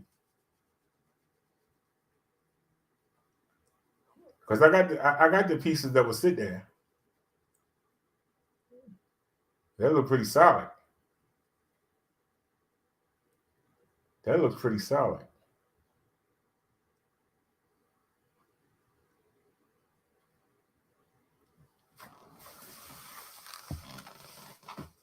Too bad they ain't gonna use ones.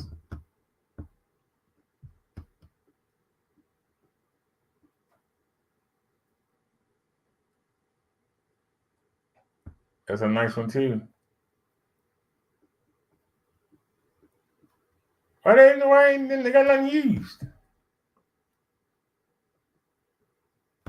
Fuck my nerves now. I don't see nothing. Yeah, something we don't want to use. Thank you.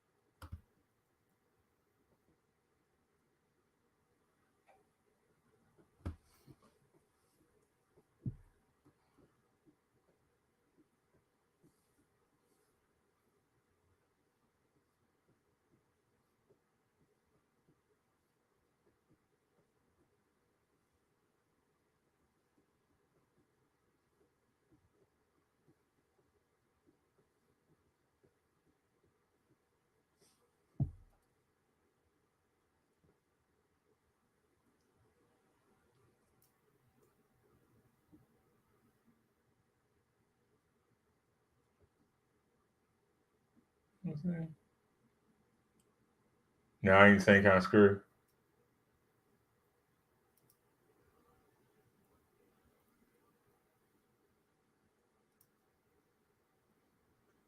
All right, I'm done.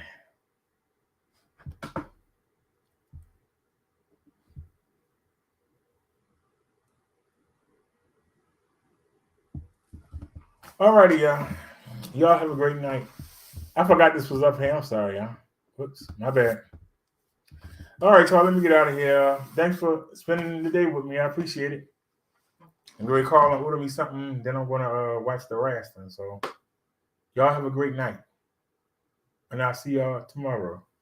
Hope y'all enjoyed the sermon. Peace, everybody. As Chung Lee would say, don't leave home without the wash spray. As I say, I'll catch you later. Y'all have a great one. See y'all tomorrow. And we out.